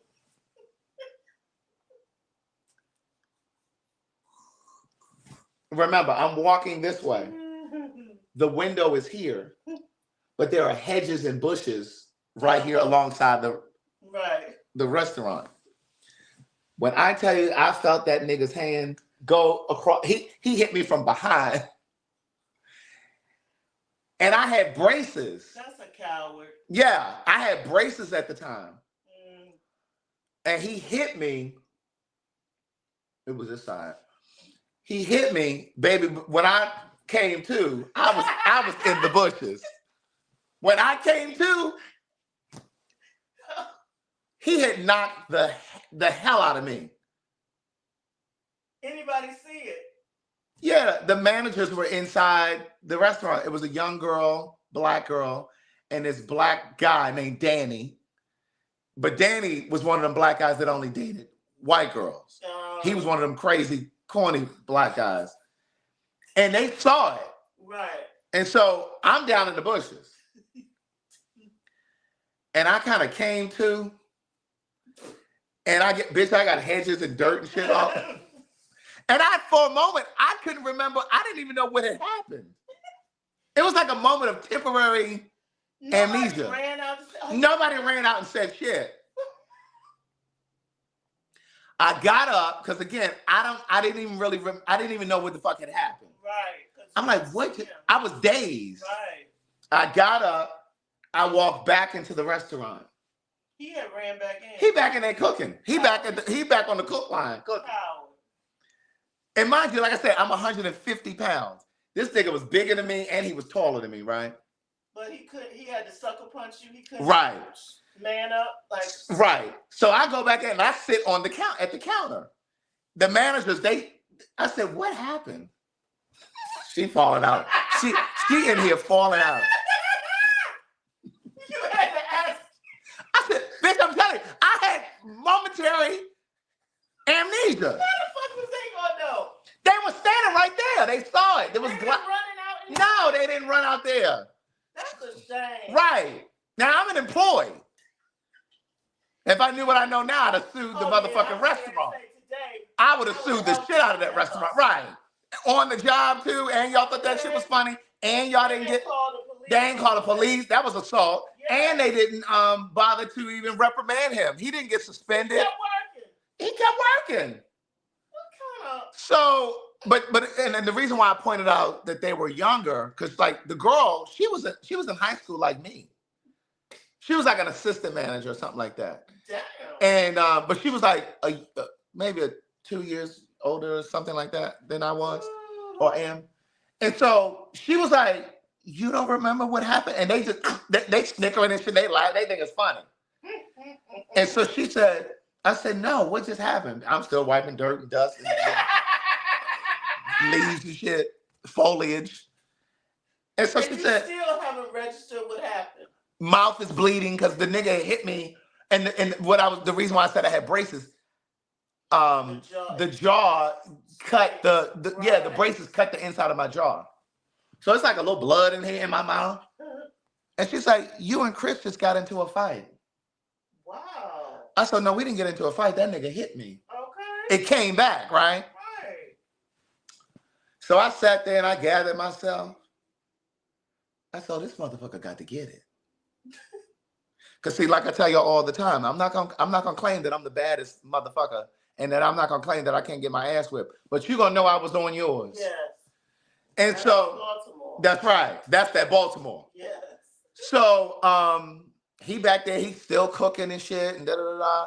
And then I remember walking by the window, because you know at Shoney's, they got them little things where they hit the bell and you. So he like smiling and shit, looking through the window. He's like, like he done conquered something, right? Mm-hmm. I went out to that parking lot. I pulled my little hoopty up to the door, right to the very first parking space, which I think was a handicap. And I parked right there in that spot. And I turned the car off, went inside. And you know, at the salad bar, you know how they put the cucumbers and all of the toppings, all of the fixings in those big ass containers that they put on the salad bar. I didn't want the one that had the cucumbers and tomatoes. I wanted the one with the salad dressing. Because you know they bigger. Right. I went and got one of them. And I went to that motherfucking urn with that hot, scalding motherfucking water that they use for the goddamn hot tea and hot chocolate. Yes. That motherfucking water was so goddamn hot that when we used to put our coffee cups under it, the little splashes would burn. You'd be like, shit. I filled that motherfucker up. My car is in position. I grabbed that motherfucking container with that hot ass water in it. And I went into that kitchen and I walked right up to him on that cook line. He looked at me walking towards him. He watched me coming towards him. And just as sure as he looked at me, I doused his ass. When I say that nigga screamed, you could hear him way down Park Heights. And this restaurant was in Pikesville, bitch. When I tell you that nigga was screaming, and he was screaming, and he was trying to take his shirt off because the shirt was sticking to him because it was soaking wet. Was that skin melting? You see those skin melting? I didn't stick around to see if the skin was melting. But what I will tell you is, because he was on that cook line, you know, there's grease and shit on the floor. So he was slipping and sliding, trying to take the shirt off. He's like, he was yelling. They came running from the restaurant, the same motherfuckers that was laughing at me. They came, what happened? I took off. I went right past them, got in my car. And when I tell you he was coming, he didn't have a shirt on. He took it off. He was running out that restaurant. I'm sitting in my car, turning that bitch on. I had a hoopty. Sometimes it would turn on, it would cut right now. Oh, God. I don't remember this part. Did you cut it? Oh, no, I'm in the car. So it come on, and I backed up. And I pulled off. Bye, nigga.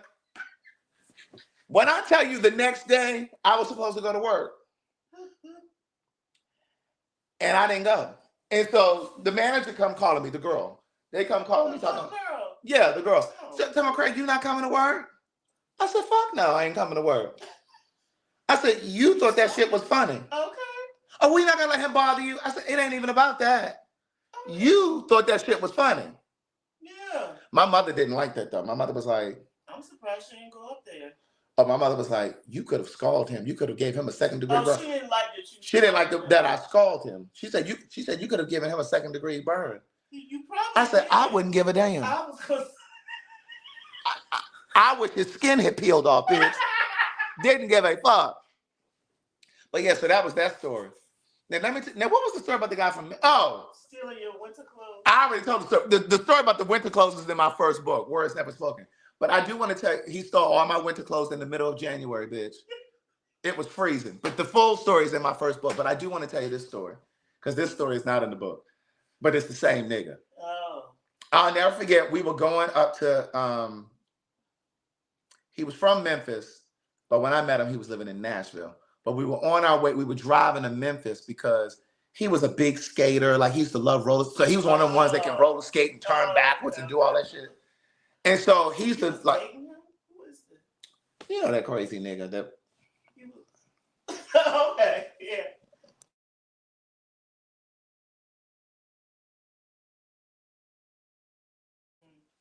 So anyway, I had to tell her who it was. So anyway, and I ain't forget what I got to put on that Patreon for y'all too about this movie. So we were driving to Memphis, and I had never been to Memphis, and I think it's like a 5-hour drive from here. And so I can't remember. He was another that was crazy. And I think if memory is serving me correctly, and I'm pretty sure I'm right, I think I wasn't quite ready when he got to my house. He wanted to leave really early in the morning. And when he got to the house, I wasn't completely ready to walk right out the door. So he was just fussing and going on, talking about, I told you I wanted to get on the road. And then like it was still dark outside. That's how early it was. And so I was like, would you calm the fuck down? Like, go ahead with that fucking noise, right? So we get in the car, we driving, and he is pissed. So he driving all fast and shit. And so he got this gospel music blasting. And you know, when it's first thing in the morning, you don't want to hear all that loud ass music. I don't care if it's gospel or not. You don't want to hear it loud. So I ain't say nothing. I'm like, this nigga's in his, he hot. But my mother called. She either called me or I called her, but I believe she called me.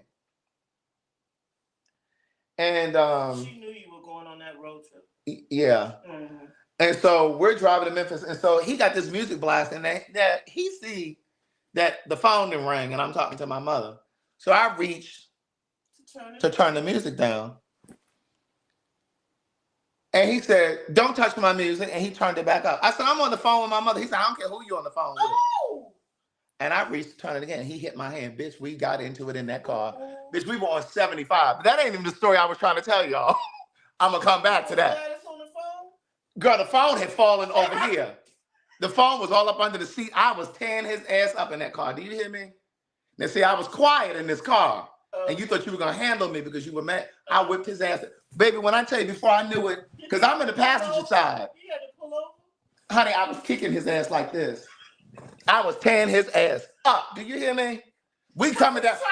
We crisscrossing lanes on 75. I ain't even supposed to be here. But I said we were bobbing and weaving. So anyway, he pulled up. He said, "Get out, my car. You getting out?" I said, I ain't getting out a motherfucking thing. You gonna drop me off where the fuck you pick me up? Okay. We sat on that highway, I know, an hour on the shoulder. Yeah. And he said, "Well, I'm gonna let you off at the next exit." Well, we weren't even in Georgia. What? This is when we were coming back. Oh. We weren't even in Georgia, and this nigga got no. We were going up there. I said, "You ain't dropping me off in no motherfucking exit." He said, "You get a ride." I said, "I ain't getting a ride from no motherfucking way because you're gonna drop me off at my motherfucking door." Okay.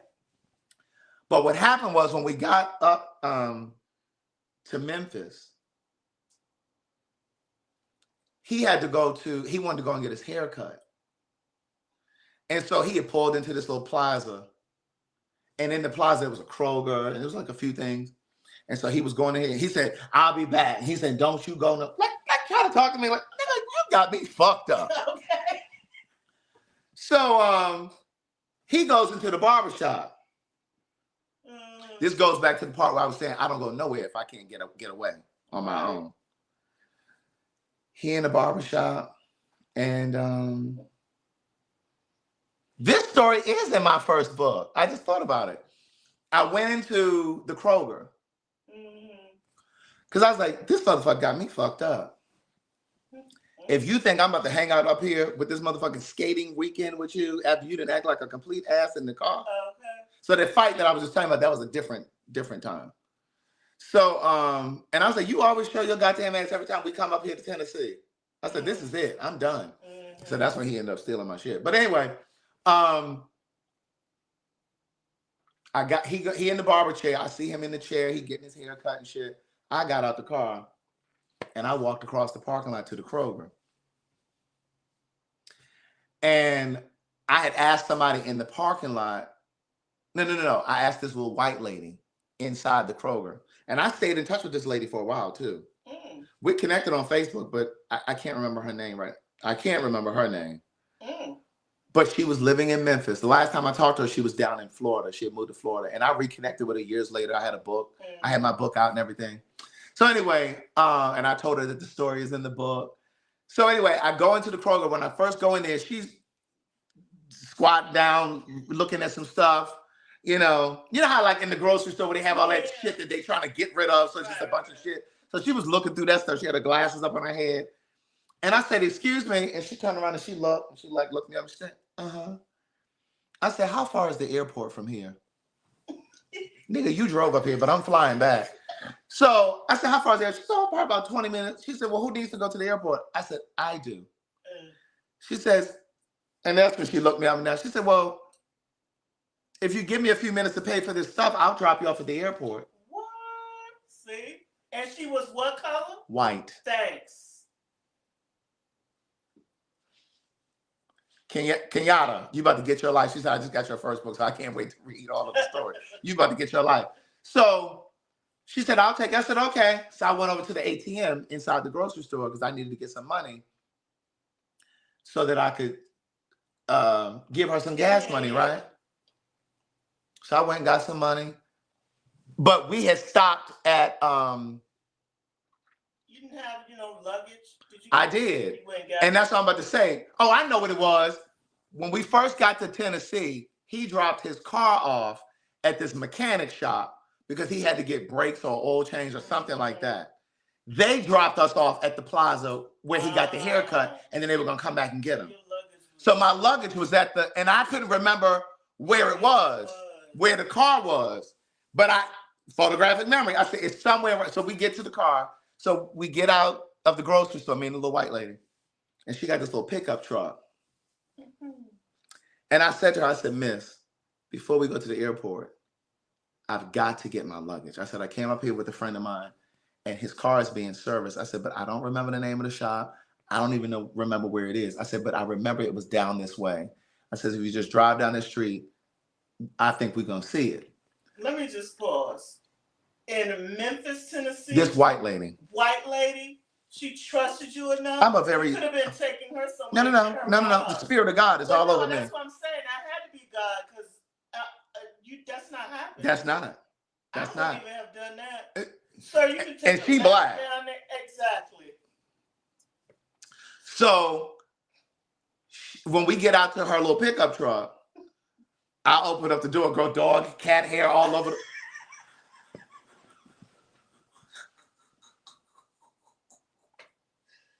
But I bet you sat all I sat the fuck in there. I said, I don't give a fuck about this dog and cat hair, whatever the fuck this is in here. I'm getting in this truck. So I got in the truck and she, she got her. So we driving.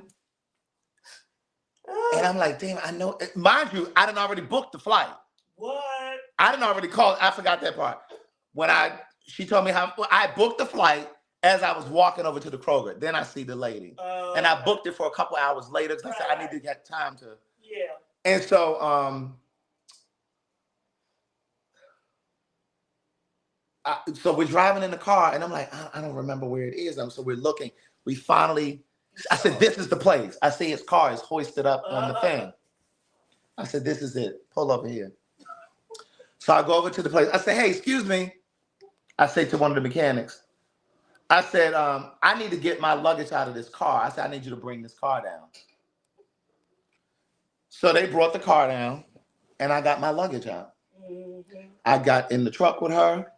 She took me to the airport. I tried to hand her $20. She would not take it. What? I said, no, please. I said, I really appreciate you doing it. She said, no, I'm not going to take your money. And so I tossed the $20 in the car as I got out because she was not going to take it. But I really appreciated that lady. And so we had, did she give me her? I think she gave me her email address or something like that. Somehow we exchanged emails. Uh-huh. And either I told her about my book. I don't remember, but we had an email, and then I got phone numbers later. So anyway, as I'm going into the airport, I see Karen Clark here going in, right? Uh-uh. This is Memphis. Wow. So I get checked in. As we're driving to the airport, this nigga is finished with his haircut. He calling my phone back to back. He calling back to back. He's sending text messages. I don't know where you at, but I'm about to leave. Bye.